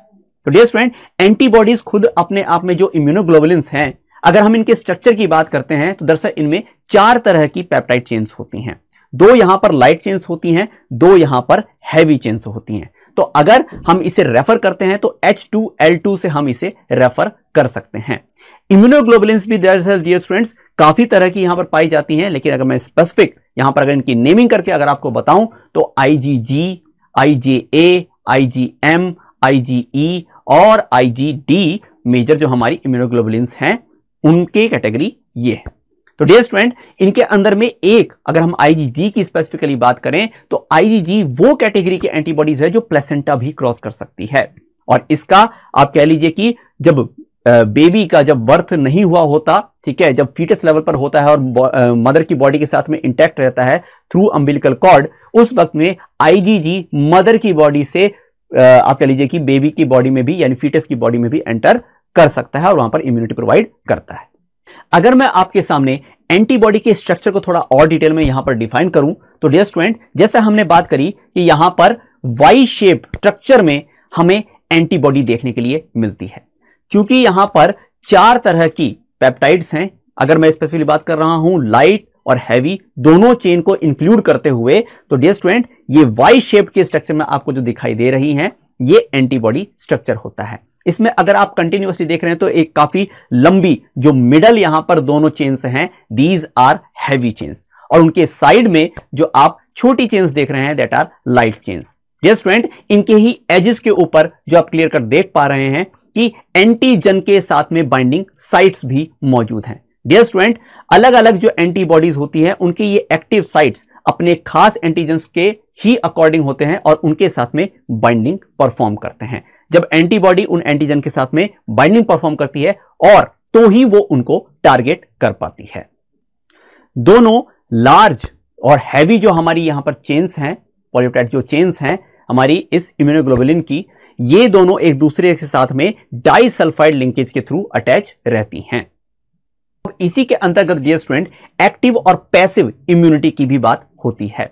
Dear student, active immunity के ऊपर अगर हम बात करते हैं तो जब कभी कोई पैथोजन या एंटीजन बॉडी में एंटर करता है तो उसके अगेंस्ट जो हमारी यहां पर एंटीबॉडीज प्रोड्यूस होती हैं, ये यहां पर एक्टिव इम्यूनिटी को रेफर कर रही होती हैं। ये दरअसल एक स्लो प्रोसेस है लेकिन आप कहिए लॉन्ग लास्टिंग है और इससे बॉडी जो है प्रॉपर तरीके से इम्यून रहती है फ्यूचर में आने वाले किसी भी further infection by the same type of pathogens और एंटीजेंस। अगर हम किसी लाइव या फिर डेड भी माइक्रोब्स को इस तरीके से बॉडी के अंदर में अगर एंटर करवाते हैं तो भी हमारी बॉडी उनके अगेंस्ट में एंटीबॉडीज बना लेती है। यही दरअसल तरीका हम आपने सुना होगा पोलियो वैक्सीन जो होती है उसमें भी हम यूटिलाइज करते हैं और बॉडी को उसके अगेंस्ट इम्यून करते हैं। जबकि दूसरी तरफ अगर हम बाहर से ही स्पेसिफिकली एंटीबॉडीज बॉडी के अंदर में इंसर्ट कर रहे होते हैं तो ये पैसिव इम्यूनिटी को दर्शाता है।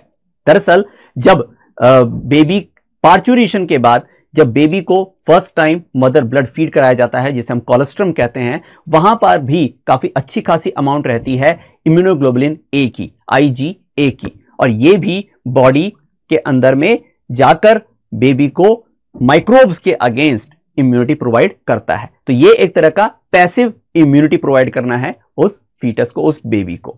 हालांकि बहुत जो अलग तरह के एंटीबॉडीज हमने पहले भी यहां बात करी, IgG जो है ये प्लेसेंटा से भी क्रॉस होते हुए फीटल फेज में एम्ब्रियो की बॉडी में एंटर कर सकता है और वहां पर उसे इम्यूनिटी प्रोवाइड कर सकता है। जैसे अभी कुछ समय पहले हमने वैक्सीन को लेकर बात करी है, तो वैक्सीन दरअसल बनी होती है इनएक्टिवेटेड या एटेन्यूएटेड माइक्रोब्स से।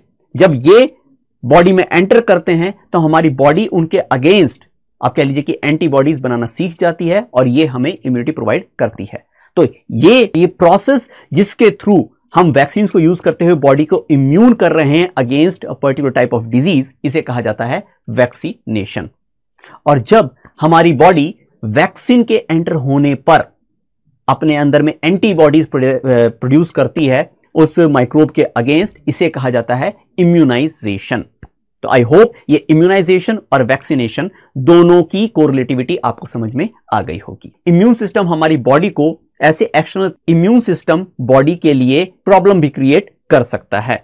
ऐसे में एग्जैजरेटेड इम्यूनिटी जब हम बॉडी के अंदर में प्रोड्यूस होते हुए देखते हैं, इसे हम कहते हैं एलर्जी।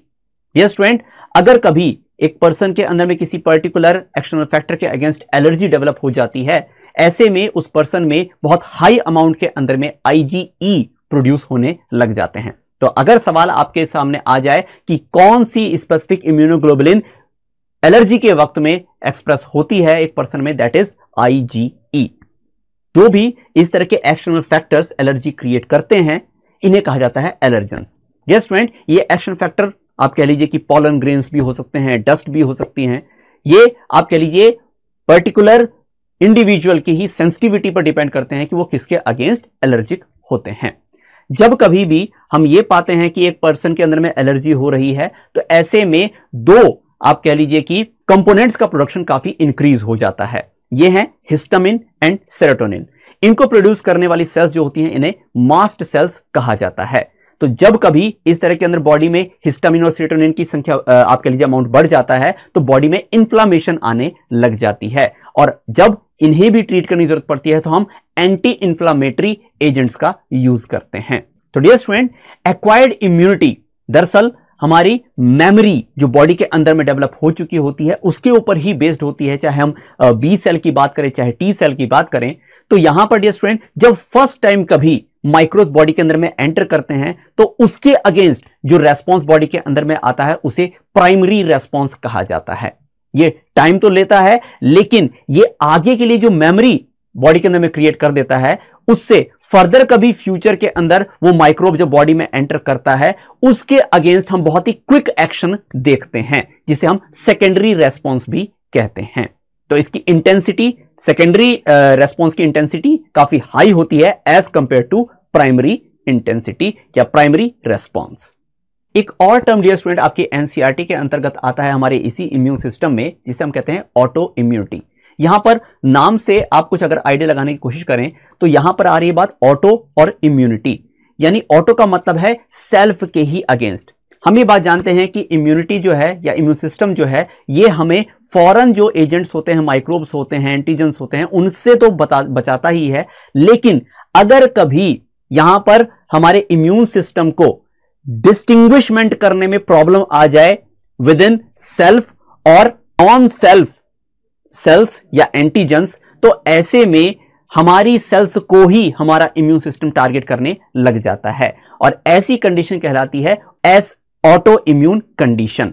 और ऐसे में कई सारी डिजीजेस हैं जो कि ऑटो इम्यून डिजीज कही जाती हैं, जैसे ग्रेव्स डिजीज, रूमेटॉइड आर्थराइटिस, इसके अलावा मास्थेनिया ग्रेविस और पर्नीशियस एनीमिया।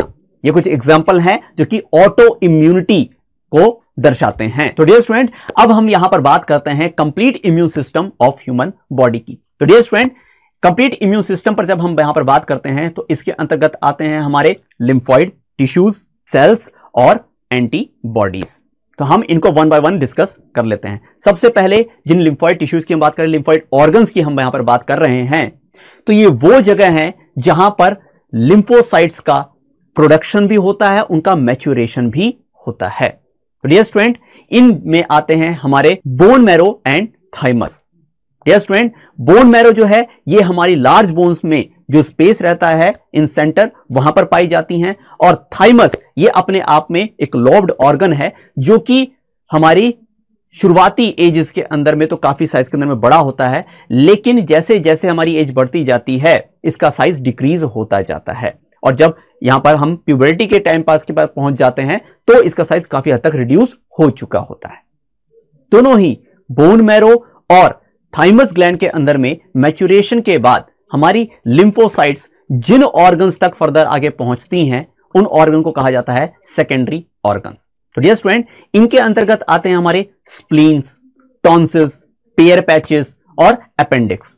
ये वो जगहें हैं जहां पर हमारी ये लिम्फोसाइट्स डायरेक्ट संपर्क में आती हैं एंटीजन के अगेंस्ट, और यहां पर ये अफेक्टर सेल्स के रूप में फिर आगे काम कर पाती हैं।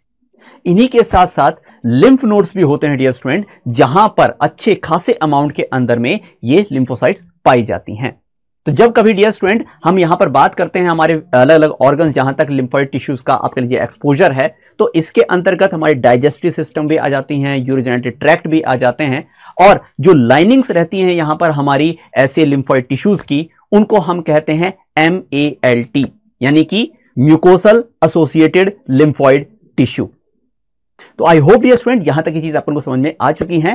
थोड़ी सी अगर मैं क्लैरिटी आपको एंटीजेंस के बारे में भी दे दूं, जिसका मैं बार बार यहां पर यूज करता आ रहा हूं, तो डियर स्टूडेंट, एंटीजन दरअसल वे सभी फॉरेन पार्टिकल्स होते हैं जो कि बाहर से हमारी बॉडी में एंटर कर जाए और जिसके अगेंस्ट हमारी बॉडी इम्यून रेस्पॉन्स डेवलप करे।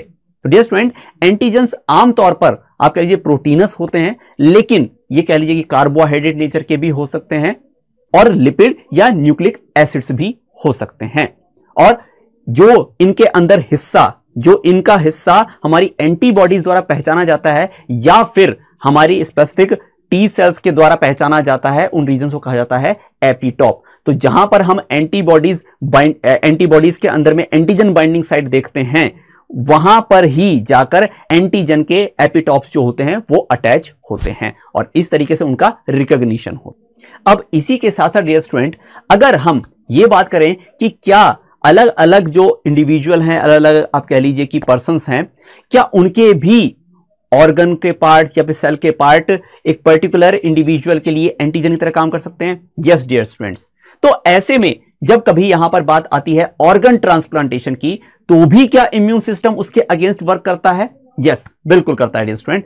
दरअसल आप ये समझिए, अगर किसी पर्सन में कोई पर्टिकुलर ऑर्गन सही तरीके से काम नहीं कर रहा है और अगर वो ऑर्गन ट्रांसप्लांट किया जाता है किसी और से, तो ऐसे में जो पर्टिकुलर इंडिविजुअल है जो कि रिसिपिएंट है उस ऑर्गन का, उसका इम्यून सिस्टम हो सकता है कि जो भी ऑर्गन इनको डोनेट किया जा रहा है, जो ऑर्गन डोनर जो है, उसका ऑर्गन इसकी बॉडी के अंदर में इनकॉर्पोरेट करने पर इम्यून रेस्पॉन्स जनरेट कर दे। तो ऐसे में स्थिति जो है वो बिगड़ सकती है। तो हम जब भी यहां पर ऑर्गन ट्रांसप्लांटेशन कर रहे होते हैं तो वहां पर सप्रेस किया जाता है रिसिपिएंट के इम्यून सिस्टम को और तब फिर यहां पर ऑर्गन को ट्रांसप्लांट किया जाता है। सक्सेस जो है इस ट्रांसप्लांटेशन की वो डिपेंड करती है एक तो जो डोनर है उसके और रिसिपिएंट है उसके HLA के ऊपर, यानी ह्यूमन ल्यूकोसाइट एंटीजेंस। ये जो जीन है इसके ऊपर ही डिपेंड करती है कि कितना सक्सेसफुल रहेगा हमारा ऑर्गन ट्रांसप्लांटेशन। ये HLA जीन जो है ये क्लस्टर के अंदर में पाई जाती है एट MHC रीजन ऑफ, जिसका मतलब है मेजर हिस्टोकंपैटिबिलिटी कॉम्प्लेक्स। अब हम डियर स्टूडेंट इससे आगे बढ़ते हैं और बात यहां पर आती है इम्यून डेफिशिएंसी डिजीज की। डियर स्टूडेंट, कुछ ऐसी भी डिजीज होती हैं जो कि हमारे इम्यून सिस्टम के ही अलग अलग आप कह लीजिए कि पार्ट्स को इनएक्टिव कर सकती हैं और इसके कारण से हमारी बॉडी का जो इम्यून रेस्पॉन्स जो है ये काफी हद तक गिर जाता है। तो ऐसी जो डिजीज हैं इसके अंतर्गत ही एड्स डिजीज है या SCID यानी सीवियर कंबाइंड इम्यूनो डेफिशिएंसी। ये दोनों ही डिजीज जो हैं ये इसी कैटेगरी के अंतर्गत आती हैं। हालांकि हमारे चैप्टर के अकॉर्डिंग हम यहां पर बात करेंगे एड्स डिजीज की। तो डियर स्टूडेंट, एड्स जो डिजीज है that is for acquired immuno deficiency syndrome. आपने सुना होगा कि ये जो डिजीज है ये एक वायरस से होने वाली डिजीज है जिसे हम कहते हैं HIV यानी कि human immuno deficiency virus. Dear student, इसमें जो ये वायरस है ये दरअसल टारगेट करने लग जाता है हमारे टी सेल्स को और ऐसे में हेल्पर टी सेल का अमाउंट जो है वो काफी हद तक रिड्यूस हो जाता है। यही हेल्पर टी सेल्स के रेस्पॉन्स के कारण से जो हमारी बी सेल्स का एक्टिवेशन होता है वो भी रिड्यूस हो जाता है, यानी कि हमारी body proper immune response develop ही नहीं कर पाती अगेंस्ट एनी एंटीजेंस। तो ऐसे में इम्यूनिटी जो है वही यहां पर रिड्यूस हो गई है। अगर इसकी इंक्यूबेशन पीरियड की डियर स्टूडेंट हम बात करें तो ये पर्सन टू पर्सन वेरी करता है। 6 मंथ टू 10 ईयर्स तक भी आप कह लीजिए कि इसका इंक्यूबेशन पीरियड हो सकता है। अब हम स्पेशली थोड़ी सी बात कर लें इस HIV वायरस के अगेंस्ट। तो डियर स्टूडेंट, ये एक RNA वायरस होता है, यानी कि इसका जो जेनेटिक मटेरियल है ये जब ये HIV वायरस एक पर्सन की बॉडी में एंटर करता है तो ये सीधे जाकर उनके मैक्रोफेजेस पर टारगेट करता है और वहां पर वायरल RNA से वायरल DNA बनता है और बार बार अपनी वहां पर ये संख्या बढ़ाने लग जाता है। तो ऐसे ही मैक्रोफेजेस फिर आप कह सकते हैं कि HIV फैक्ट्री के रूप में ये डेवलप हो जाते हैं, वहां पर इनकी संख्या लगातार बढ़ने लग जाती है और यहां से फिर फर्दर प्रोटीन्स भी एक्सप्रेस होते हैं, वायरल प्रोटीन्स, और इनके साथ में मिलकर जब ये HIV वायरस टारगेट करता है टी सेल्स को, उनको फिर ये धीरे धीरे डिस्ट्रॉय करने लग जाता है। अब इसी के साथ साथ डियर स्टूडेंट आपके NCERT के अंदर में इसके ट्रांसमिशन को लेकर भी बात कही गई है। डियर स्टूडेंट, वैसे आपको पता भी होगा, मैं यहां पर इसको स्पेसिफिकली बता देना चाहता हूं कि आखिरकार एड्स का जो ट्रांसमिशन है वो कई माध्यमों से हो सकता है। आप कह लीजिए कि इसमें अगर कोई मदर है, अगर उसे एड्स है तो भी आप कह लीजिए कि उसके बेबी तक भी ये पहुंच सकता है। इसके साथ साथ हम बात करें इन्फेक्टेड रेजर्स का यूज करना या फिर ब्लड ट्रांसफ्यूजन ऐसे व्यक्ति से होना जो कि ऑलरेडी एड्स से पीड़ित है, अगर उसका ब्लड किसी नॉर्मल पर्सन के अंदर में ट्रांसफर कर दिया गया तो वहां पर भी हो जाएगा। ठीक है, फिर इसके अलावा हम बात करें तो कॉन्टामिनेटेड सिरिंज, नीडल्स, उनके यूज से हो सकता है ये। तो ऐसे में हम बेसिकली ये कह सकते हैं कि जहां कहीं भी ब्लड का अगर कांटेक्ट आ रहा है, अगर किसी पेशेंट से, किसी एड्स पेशेंट से किसी नॉर्मल इंडिविजुअल का, तो वहां पर कह सकते हैं कि एड्स जो है ये स्प्रेड हो जाता है। और अगर इसके सिम्टम के बारे में डियर स्टूडेंट हम बात करें तो सिम्टम इसके बहुत ज्यादा सीवियर आपको दिखाई नहीं देते, लेकिन ये कंटिन्यूअस बरकरार रहते हैं। इसमें आप कह सकते हैं नोजिया, वॉमिटिंग, लेथार्जी, ठीक है, ये कंसिस्टेंसी पर बने रहते हैं।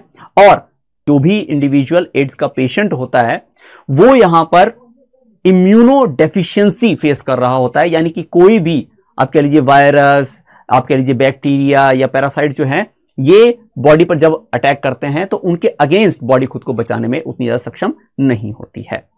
जो भी वो पर्टिकुलर माइक्रोब्स बॉडी के अंदर में सिम्टम क्रिएट करते हैं वो यहां पर प्रिवेलेंट तौर पर दिखाई देने लग जाते हैं। अब अगर हम इसकी पहचान यानी कि अगर इसके रिकॉग्निशन की बात करें कि आखिरकार किस टेस्ट के थ्रू यह पता लगाया जा सकता है कि किसी पर्सन को अगर एड्स है या नहीं है, तो इसके लिए एक बहुत ही चिर परिचित आपकी टेक्निक है, दैट इज एलाइजा, जिसे हम कहते हैं एंजाइम लिंक्ड इम्यूनोसॉर्बेंट एस्से। डियर स्टूडेंट, इससे भी सवाल यहां पर प्रीवियस ईयर के अंदर पूछे जाते रहे हैं और आपको यह पता होना चाहिए एलाइजा वो टेस्ट है जिसके थ्रू हम पहचान सकते हैं कि किसी पर्सन के अंदर में एड्स का इंफेक्शन है या फिर नहीं है। और एड्स की प्रिवेंशन को लेकर जहां तक बात आती है तो इसके लिए NACO यानी नेशनल एड्स कंट्रोल ऑर्गेनाइजेशन और NGOs आप कह लीजिए एड्स को लेकर लगातार अवेयरनेस प्रोग्राम्स चलाते रहते हैं और जो भी इससे बचाव के तरीके हैं वो भी वो लोगों तक पहुंचाते रहते हैं। हम आगे बढ़ते हैं और बात करते हैं कैंसर की। तो डियर स्टूडेंट, कैंसर कंडीशन क्या है पहले इसे अगर हम समझने की कोशिश करें तो डियर स्टूडेंट, कैंसर में दरअसल एक सेल जो होती है अनडिफरेंशिएटेड मैन के अंदर में लगातार डिवाइड करने लग जाती है और ऐसे में एक लार्ज क्लंप बना लेती है of undifferentiated cells. Dear student, जब हमारी बॉडी की एक सेल आप कह लीजिए डिफरेंशिएट हो जाती है, आप कह लीजिए कि वो पर्टिकुलर तरह का फंक्शन परफॉर्म करने लग जाती है, तो ऐसे में वो फिर फर्दर डिवाइड नहीं करती। लेकिन जब कोई सेल कैंसरस सेल्स बन जाती है तो वो अनडिफरेंशिएट हो जाती है, यानी कि अपने काम करने की क्षमता को लूज करते हुए लगातार डिवाइड करने लग जाती है। तो कैंसर को हम यहां पर सीधे तौर से पहचान सकते हैं या कोरिलेट कर सकते हैं by unregulated division of cells. आमतौर पर डियर स्टूडेंट, जो हमारी नॉर्मल सेल्स होती हैं वे सभी एक दूसरे से संपर्क में रहती हैं, सभी नहीं पर ज्यादातर जो है वो संपर्क में रहती हैं और ऐसे में उनका एक दूसरे से कांटेक्ट ही उनके अनडिफरेंशिएटेड अनकंट्रोल्ड जो ग्रोथ है उसको कहीं ना कहीं रोक रहा होता है। लेकिन जब बात कैंसरस सेल्स की आती है तो एक लेवल के बाद में सेल्स जो हैं वो एक दूसरे से अलग भी होने की बात कंडीशन पर आ जाती हैं, जिसके आधार पर अलग अलग लेवल्स होते हैं कैंसर के। शुरुआती तौर पर जहां पर सेल्स लगातार एक साथ में ही रहकर अपनी संख्या को बढ़ा रही होती हैं, ऐसे में ये ट्यूमर फॉर्म करती हैं। जब तक ये ट्यूमर एक ही खास रीजन के पास में एग्जिस्ट करता है, इससे फर्स्ट टाइप ऑफ कैंसर आता है जिसे हम कहते हैं बिनाइन ट्यूमर। डियर स्टूडेंट, ये रिमूव किया जा सकता है by cutting out that particular region out of the body, लेकिन ये उस केस के अंदर में काफी वाइटल हो जाता है अगर ये किसी वाइटल ऑर्गन के पास में ही लाई कर रहा हो। अब अगर हम दूसरी तरह की ट्यूमर की बात करते हैं तो that is malignant tumour. Dear student, ये दरअसल मास होता है प्रोलिफरेटिंग सेल्स का, जिन्हें हम कहते हैं न्यूप्लास्टिक सेल्स। तो डियर स्टूडेंट, ये जो सेल्स हैं ये आसपास की सेल्स को भी यहां पर इन्फेक्ट करने लग जाती हैं और आप कह लीजिए कैंसरस कंडीशन को स्प्रेड करती हैं। यहां पर काफी ज्यादा अमाउंट के अंदर में न्यूट्रिशन का भी कंजम्पशन बढ़ जाता है और ऐसे में ये लगातार बॉडी के अंदर में स्प्रेड भी होती जाती है। और ऐसी कंडीशन से जब कोई कैंसरस सेल्स मूव करके दूसरी जगह पर पहुंच जाती हैं, यानी बॉडी के ही दूसरे पार्ट में पहुंच जाती हैं, तो वहां पर भी ग्रो करते हुए ये न्यू ट्यूमर फॉर्म करने लग जाती हैं और ये कंडीशन कहलाती है मेटास्टेसिस। अब आपके माइंड में ये आ रहा होगा कि डियर स्टूडेंट, कैंसर आखिरकार होता किस कारण से है? तो डियर स्टूडेंट, इसके पीछे अलग तरह के एजेंट्स रीजन हो सकते हैं जिन्हें हम कहते हैं कार्सिनोजेंस। ये आप कह लीजिए केमिकल एजेंट्स भी हो सकते हैं, फिजिकल एजेंट्स भी हो सकते हैं, और इससे जब हमारी सेल्स स्टिमुलेट हो जाती हैं तब हम कहते हैं कि ये सेल्स बन जाती हैं कैंसरस सेल्स। तो मेजर तौर पर जो यहां पर कार्सिनोजेंस के रूप में हम स्टडी करते हैं, इनके अंतर्गत आयनिक रेडिएशंस भी आती हैं, फिर इसके अलावा कुछ वायरल इंफेक्शंस भी आते हैं जो कि ऑन्कोजेनिक वायरस कहे जाते हैं। इसके अलावा हमारी सेल्स में भी जो आप कह लीजिए आपके जीन्स पाई जाती हैं, ये यहां पर ऑन्कोजीन के अंदर में बदलकर सेल में कैंसरस कंडीशन क्रिएट कर सकती हैं। जब तक ये जीन्स एक्टिव नहीं हुई होती तब तक हम इन्हें प्रोटो ऑन्कोजीन्स कहते हैं, लेकिन जब ये स्टिमुलेट होकर कैंसरस कंडीशन पर आगे बढ़ने लग जाती हैं तब हम इन्हें कहते हैं ऑन्कोजीन्स। तो ये सेलुलर ऑन्कोजेंस जो हैं, इनके कारण से भी, इनके स्टिमुलेशन के कारण से भी एक सेल जो है नॉर्मल सेल से कैंसरस सेल्स में कन्वर्ट हो जाती है। बात कर लेते हैं कि आखिर कैंसर की आप कह लीजिए आइडेंटिफिकेशन किस तरीके से की जाती है। तो कैंसर बायोप्सी से या फिर हिस्टोलॉजिकल स्टडीज से किया जा सकता है। किसी भी टिश्यू के अगर हिस्टोलॉजिकल हम स्टडी करते हैं तो वहां से भी आइडिया लग जाता है। साथ ही साथ में हम एमआरआई, सीटी स्कैन, रेडियोग्राफी या फिर कंप्यूटेड टोमोग्राफी का यूज कर सकते हैं, जहां पर एक्सरे का यूज करते हुए अगर किसी पर्टिकुलर रीजन पर, पर्टिकुलर टिश्यू के अंदर में कैंसर है तो उसका आइडेंटिफिकेशन किया जा सकता है। अगर हम ये स्टूडेंट कैंसर को ट्रीट करने की बात करें तो हम यहां पर सर्जरी के थ्रू, जैसे अगर एक पर्टिकुलर टिश्यू तक ही जो कैंसर है वो कन्फाइंड है तो वहां से सर्जिकली रिमूव करके भी ये काम किया जा सकता है, ठीक है। या फिर कीमोथेरेपी को यूज किया जा सकता है, रेडिएशन थेरेपी को भी ये यूज किया जा सकता है, और जो पर्टिकुलर जगह है जहां पर सेल्स ऐसी डेवलप हो रही है, कैंसर सेल्स बढ़ रही हैं, लगातार ग्रोथ कर रही हैं, उन जगहों को टारगेट करके हम कह सकते हैं कि कैंसर को ट्रीट किया जा सकता है। इसके अलावा डियर स्टूडेंट, अगर हम एक और स्तर पर बात करें कि ट्रीटमेंट के तौर पर और क्या किया जा सकता है, तो जैसे कि यहां पर खुद के बॉडी का जो इम्यून सिस्टम है वो यहां पर काफी हद तक डिक्लाइन हो गया होता है, तो यहां पर अल्फा इंटरफेरेंस जो हैं उनको यूज करते हुए बॉडी के इम्यून सिस्टम को रिवाइव किया जाता है ताकि वो ट्यूमर सेल्स को टारगेट करके उनको किल कर सकें। तो ये भी एक तरीका है जिसके थ्रू कैंसर को ट्रीट किया जा सकता है। अब डियर स्टूडेंट, हम हमारे इस चैप्टर के आखिरी टॉपिक के बारे में बात करने जा रहे हैं जो कि है drugs and alcohol abuse. Dear student, कुछ जो स्पेसिफिक ड्रग्स जिनका अब्यूज किया जाता है, ठीक है, इनके अंदर में ओपियोइड्स आते हैं, कैनाबिनॉइड्स आते हैं और कोका एल्कोलॉइड्स आते हैं। आमतौर पर ये जो ड्रग्स हैं ये फ्लावरिंग प्लांट से एक्सट्रैक्ट किए जाते हैं, कुछ हद तक हम कह सकते हैं कुछ फंजाई से भी एक्सट्रैक्ट किया जाता है, पर बेसिकली जब हम इनको दो ब्रॉड कैटेगरीज में डिवाइड करते हैं तो ये आते हैं साइकोट्रोपिक और साइकेडेलिक ड्रग्स। तो पहले हम यहां पर बात कर लेते हैं साइकोट्रोपिक ड्रग्स की। तो डियर स्टूडेंट, साइकोट्रोपिक ड्रग्स को दरअसल मूड ऑल्टरिंग ड्रग्स भी कहा जाता है, जो कि एक पेशेंट की मेंटल एक्टिविटी और आप कह लीजिए कि उसके बिहेवियर को काफी हद तक चेंज कर सकता है। इसमें भी हमारे पास में दो सब कैटेगरीज हैं, जिसमें पहली कैटेगरी है सिडेटिव्स एंड नार्कोटिक ड्रग्स की। डियर स्टूडेंट, अगर ये ड्रग्स किसी पर्सन में इंजेक्ट किए जाएं तो वहां पर ड्रॉजीनेस, सिडेटिवनेस, स्लीपीनेस, ठीक है, बेसिकली आप कह लीजिए नींद जैसी सिचुएशन में वो इंसान पहुंचने लग जाता है। इसके लिए जो ड्रग्स हम यहां पर डिस्कस कर रहे हैं उनके अंदर में आते हैं बार्बिट्यूरेट्स, बेंजोडाइजेपिन्स। क्लियर?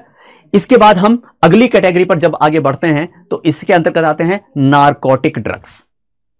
इन्हें ओपियोइड ड्रग्स भी कहा जाता है, जो कि सेंट्रल नर्वस सिस्टम और हमारे गैस्ट्रोइंटेस्टाइनल जो ट्रैक्ट है वहां पर अपना मेजर असर दिखाते हैं। अगर इसके एक्सट्रैक्शन की बात करें तो इसे ओपियम के लेटेक्स से एक्सट्रैक्ट किया जाता है।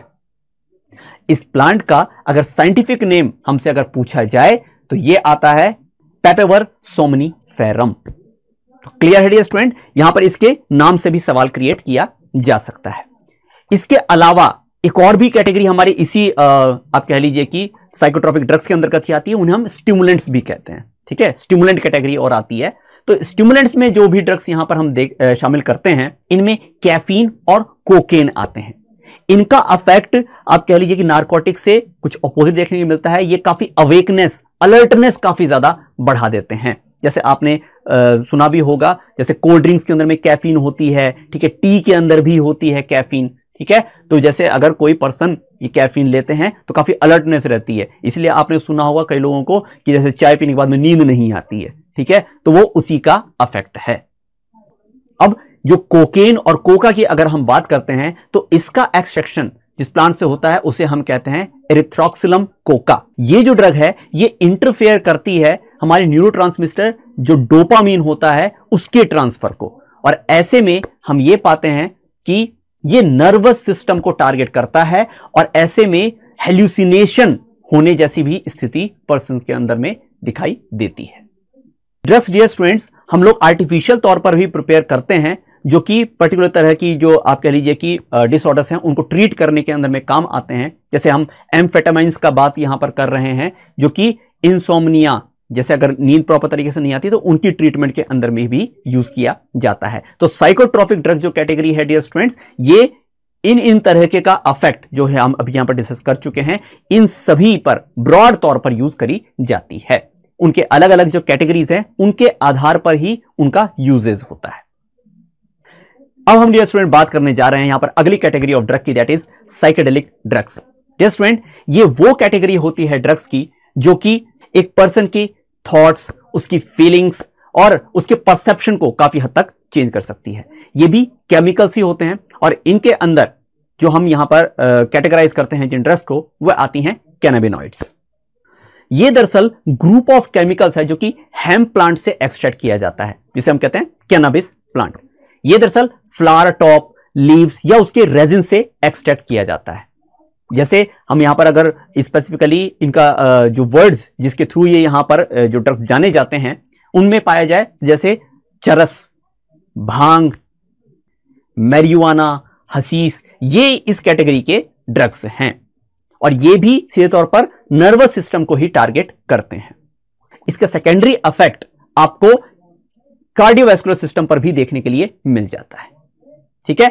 इसके बाद जो अगली यहां पर कैटेगरी आ जाती है दैट इज धतूरा, ठीक है। धतूरा भी आप कह लीजिए इसी कैटेगरी के अंतर्गत आता है। तो धतूरा जो है डियर स्टूडेंट ये एक्सट्रैक्ट किया जाता है फ्रॉम धतूरा स्ट्रेमोनियम, और इसी का एक और रूप बेलाडोना भी यहां पर इसी कैटेगरी के अंतर्गत आता है जिसे एट्रोपा बेलाडोना से एक्सट्रैक्ट किया जाता है। ये भी हेलुसिनेटिंग कंपाउंड है, हालांकि ये काफी कम अमाउंट के अंदर में भी डेथ कॉज कर सकते हैं।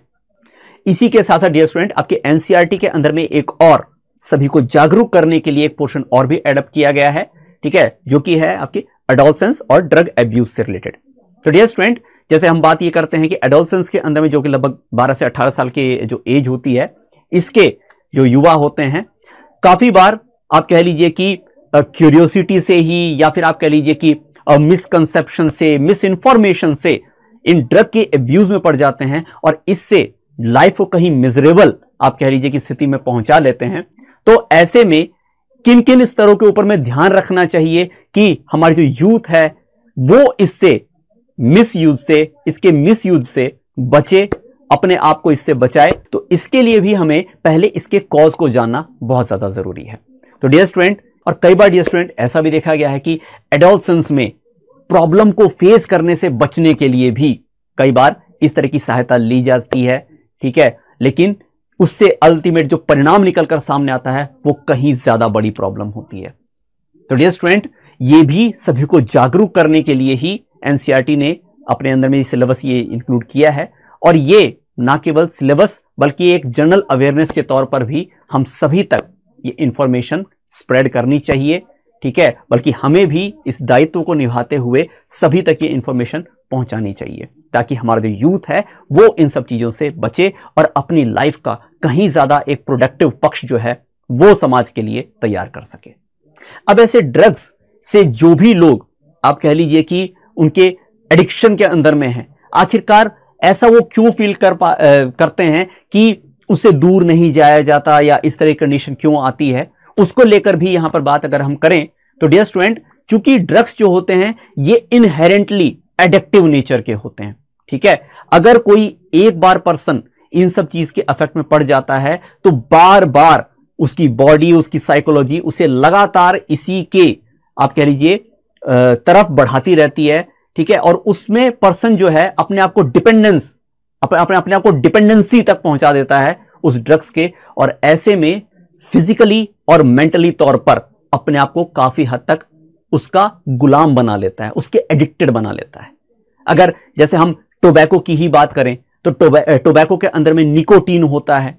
निकोटीन भी इस तरह का अफेक्ट एक पर्सन के अंदर में क्रिएट कर सकता है। आपने अक्सर सुना होगा कि धूम्रपान को छोड़ने के लिए भी स्पेसिफिक अलग से आप कह लीजिए कि सेशंस दिलवाए जाते हैं, ट्रीटमेंट दिलवाई जाती है, क्योंकि ये भी एक इस तरह का ही प्रोडक्ट है जो कि एडिक्शन कॉज कर दे। अगर निकोटीन के अफेक्ट के बारे में अगर हम बात कर लेते हैं तो इससे आप कह लीजिए कि एड्रेनलिन और एड्रेनलिन इनका काफी ज्यादा आप कह लीजिए रिलीज होता है। ये जो हमारे एड्रिनल ग्लैंड से रिलीज होते हैं, काफी ज्यादा अमाउंट इनका बढ़ जाता है, ब्लड सर्कुलेशन बढ़ जाता है।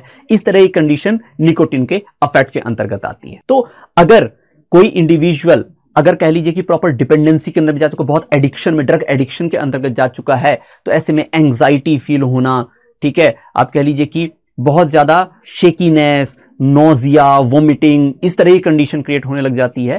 तो ये सब जो है एक पर्सन को लगातार इन ड्रग्स की तरफ में ही धकेलती जाती है। तो डियर स्टूडेंट, एक जनरल अवेयरनेस के तहत इन सब चीजों से जितना हम लोग अपने आप को दूर रखते हैं, उतना ही आप कह लीजिए अपनी लाइफ को बेटरमेंट की तरफ बढ़ाते हैं। वैसे अगर इनके फर्दर और अफेक्ट, इन ड्रग्स के अफेक्ट और इंक्लूडिंग अल्कोहल के अफेक्ट को भी यहां पर अगर हम डिस्कस करते हैं तो डियर स्टूडेंट, इससे सीधे तौर पर हमारे नर्वस सिस्टम के ऊपर में बहुत ज्यादा एडवर्स इफेक्ट देखने के लिए मिलता है। जहां ड्रग्स जो होती हैं उनका प्राइमरी जो आप कह लीजिए अफेक्ट है वो न्यूरॉन्स पर, सेंट्रल नर्वस सिस्टम पर देखने के लिए मिलता है, वहीं पर अल्कोहल का बहुत ज्यादा यूजेस जो है वो लिवर सिरोसिस, यानी लिवर की जो सेल्स होती है वहां पर भी हार्डनिंग होने लग जाती है। तो लिवर के फंक्शन भी वहां पर सीवियरली अफेक्ट होते हैं। तो आप ये पाएंगे कि कहीं पर भी इनका जो अब्यूज हो रहा है उससे जो कंडीशन बॉडी के अंदर में क्रिएट होती है, बहुत ही हार्श कंडीशन क्रिएट होती है, और ऐसे में जो भी पर्सन इससे अफेक्ट हो रहे हैं उन्हें काफी कुछ हेल्थ प्रॉब्लम्स यहां पर फेस करनी पड़ती है। डियर स्टूडेंट, फाइनली जो हमारे एनसीईआरटी में हम देखते हैं कि आखिरकार प्रिवेंशन किस तरीके से इस स्तर पर लिया जा सकता है, कैसे कैसे एक प्रॉपर सिनेरियो डेवलप करके जो भी ऐसे पर्सन हैं उनको इससे, इस ड्रग के अब्यूज से, अल्कोहल अब्यूज से बाहर निकाला जा सकता है। तो इसके भी कुछ इंपॉर्टेंट पॉइंट्स यहां पर डिस्कस हम कर लेते हैं। फाइनली सबसे पहला आता है avoid peer pressure. Peer pressure आपको पता ही होगा कि दोस्तों के साथ में जब हम रहते हैं तो बहुत सारी अच्छी चीजें सीखते हैं, लेकिन अगर हमारी संगति में बहुत सारी बुरी चीजें हैं तो कहीं ना कहीं हम उससे भी अफेक्ट होने लग जाते हैं। तो डियर स्टूडेंट, अगर कहीं हम ऐसी संगत में हैं जहां पर इस तरह के ड्रग अब्यूज या अल्कोहल अब्यूज को काफी बढ़ावा दिया जा रहा है, तो डियर स्टूडेंट, आपको ऐसे संगत से खुद को दूर रखना चाहिए, अवॉइड करना चाहिए ऐसा पीयर प्रेशर। आपका सेल्फ, जो आपका खुद का अपना विल है, वो इतना स्ट्रांग होना चाहिए कि आप इन सब पीयर प्रेशर को बाईपास करते हुए अपने आप को उस सिचुएशन से बाहर निकाल सकें और अपने लिए एक बेटर संगत को चुने। दूसरा जो पॉइंट यहां पर हम डिस्कस कर रहे हैं dear student, education and counselling की बात है। यहां पर डियर स्टूडेंट, सबको इस बात के बारे में जागरूक करना, एजुकेशन देना, उनकी काउंसलिंग करना, ये काफी आप कह लीजिए कि इंपॉर्टेंट स्टेप रहता है। किसी भी पर्सन को उस डायरेक्शन में जाने से पहले ही रोकथाम कर लेना कहीं ज्यादा एक बेटर अप्रोच होती है। तो इसके लिए सभी को प्रॉपर एजुकेशन और काउंसलिंग दी जानी चाहिए ताकि वो इन अब्यूजेस से बचे रहें।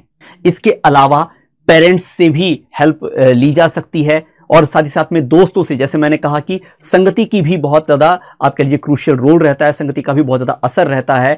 तो वे लोग जिनकी हमारी लाइफ के अंदर में इंपॉर्टेंस है, उनका भी मदद ली जानी चाहिए ऐसे पर्संस को ऐसी कंडीशन से उबारने में। साथ ही साथ उन लोगों की भी ये नैतिक जिम्मेदारी बनती है जो लोग भी ऐसे अपने किसी दोस्त को या अपने किसी आप कह लीजिए रिलेटिव को इस तरह की डायरेक्शन में जाते हुए देख रहे होते हैं, उनको भी प्रॉपर तरीके से उनके जो गार्जियंस हैं, ठीक है, टीचर्स हैं, पेरेंट्स हैं, उन तक ये इंफॉर्मेशन जरूर पहुंचानी चाहिए कि इस तरीके से कोई एक पर्सन जो है वो गलत दिशा में जा रहा है, हमें उसे रोकना है, हमें उसे बचाना है। तो डियर स्टूडेंट, ये भी एक तरीका है यहां पर इस चीज को रोकथाम करने की। और फाइनली चूंकि हम ये बात जानते हैं कि ऐसे कंडीशन में जब एक पर्सन एडिक्टेड हो चुका होता है तो उससे बाहर निकालना काफी ज्यादा आप कह लीजिए कि एफर्ट चाहता है, तो इसके लिए हम प्रोफेशनल हेल्प भी ले सकते हैं, मेडिकल डॉक्टर्स की हम हेल्प ले सकते हैं और फाइनली उन पर्संस को इससे बाहर निकाल सकते हैं। तो डियर स्टूडेंट, आज का जो ये सेशन रहा है, उम्मीद करता हूं आप सभी के लिए हर एक पॉइंट क्लियर रहा होगा। मैंने यहां पर स्टार्ट से लेके एंड तक जो 5 पॉइंट हैं उनको डिटेल में डिस्कस करने की कोशिश करी है और जहां जहां से जिन स्पेसिफिक जगहों से सवाल क्रिएट हो जाते हैं उनको भी आपके साथ में डिस्कस किया है। तो डियर स्टूडेंट, आई होप आज का सेशन अगेन आप सभी के लिए फ्रूटफुल रहा हो। अगेन हम हर एक चैप्टर को इस तरीके से आपके लिए कंपाइल करके ला रहे हैं, तो सभी लोग अपनी रिवीजन को आगे बढ़ाइए। संकल्प भारत भी आपके साथ आगे बढ़ रहा है। मिलते हैं अगेन आप नेक्स्ट सेशन में, तब तक पढ़ते रहिए। सी यू सून। Thank you.